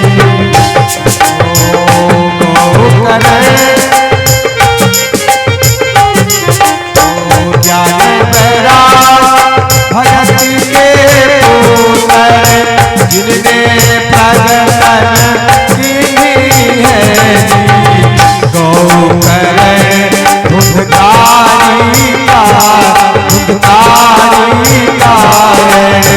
श्री भागवत सुनाए है श्री भागवत सुनाए है काम क्रोध मद लोभ छोड़ दो नहीं तो रहोगे रोता है किसी जन्म में पार उतर जाओ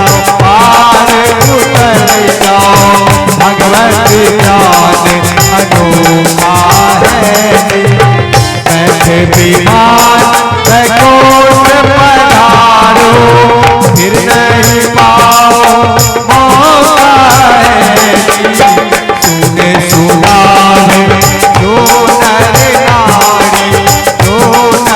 नारी वही बैकोट सिधावे गाजी वही बैकोट सिधावे गाजी 88,000 दुनिया के माही सुखदेव की बात सुनाई है सात दिना मुक्ति पाए वही बैकोट पधाया है वही बैकोट पधाया है श्री भागवत मूर्ति कीता जगत की माता तेरे दीनों का है राम मिलन का मौका है कृष्ण मिलन का मौका है राम मिलन का मौका है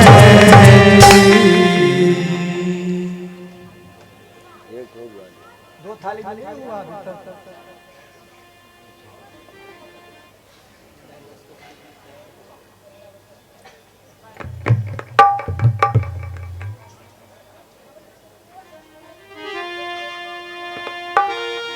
मन में बसा कर तेरी मूर्ति उतारूं मैं कान्हा तेरी आरती मन में बसा कर तेरी मूर्ति उतारूं मैं कान्हा तेरी करुणा करो कष्ट हरो ज्ञान दो भगवान करुणा करो भाव में फंसी राम तेरी तार दो भगवान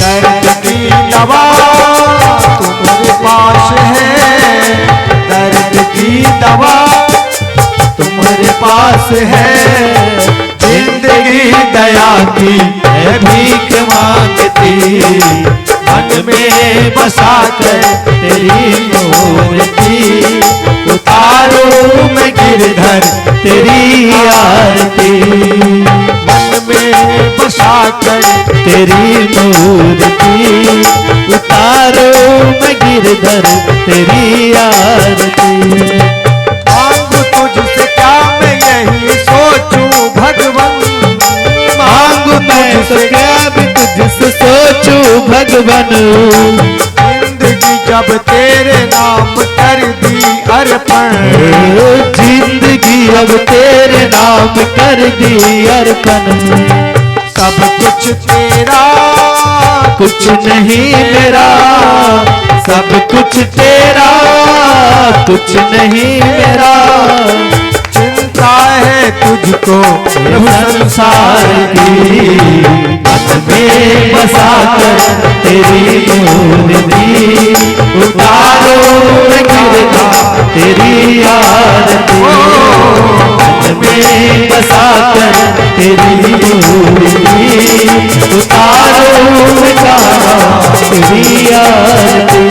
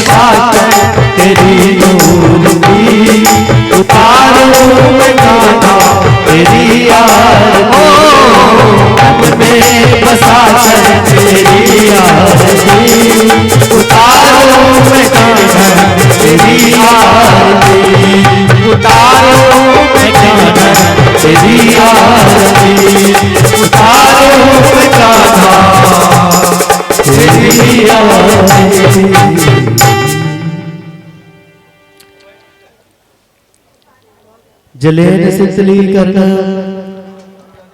ओम शांति देव शांति राभा शांति बृहस्पति शांति शांति देव शांति सामा शांति रे दी। जल का छींटा लगा देंगे सबको, आप छींटा लगाइए।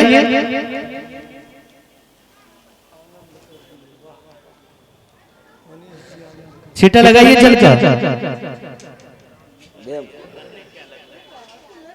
सभी लोग को जल का छींटा लगाइए।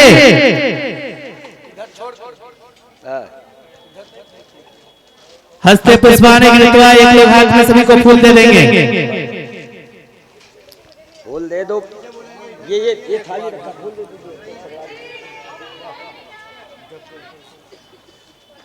फूल सबके हाथ में दे देंगे। हरि ओम जगन जगमय जंत देवास्मान धर्माग्नि प्रमाण्याचः तेनाकं महिमानः सचत पूर्वे साध्याः सन्ति देवाः। हरि ओम राजाधिराजा प्रसय्यताहिने नमो भयं वैष्णवाय कुरुमहे तमे कामान् काम काम मह्यम् कामेश्वरो वैष्णवो दधातु कुबेराय वैष्णवाय राजाधिराजाय नमः। कावकुल चंपक पाटलाजे पुण्या जदादि कर वीर रसाल पुष्प बेलवा प्रवाल तुलसी दल मंजरी तम पूजयामि जगदीश्वर में प्रसिद्ध नाना सुगंध पुष्पाणि यथाद कालोद्भवानि च पुष्पांजलि मया दत्ता गृह्णातां परमेश्वर त्वमेव गतं पापं गतं दारिद्र्यमेव च आगता सुख संप्तत्यौ तौ भगवान् दर्शनात् त्वमेव माता च पिता तमेव तमेव बन्धो च सखा तमेव तमेव विद्याधर्मिणं तमेव सर्वं नम देव। पापो हम पाप कर्मा हम पापात्मा पाप संभवा त्राहि मां पुंडरीकाक्ष सर्व पाप हरो। बोलिए भागवत भगवान की जय, व्यास महाराज की जय। श्री कृष्ण गोविंद हरे मुरारी हे नाथ नारायण वासुदेव। श्री कृष्ण गोविंद हरे मुरारी हे नाथ नारायण वासुदेव। जय जय श्री कृष्ण गोविंद हरे मुरारी हे नाथ नारायण वासुदेवा जय जय श्री कृष्ण गोविंद हरे मुरारी हे नाथ नारायण वासुदेवा श्री कृष्ण गोविंद।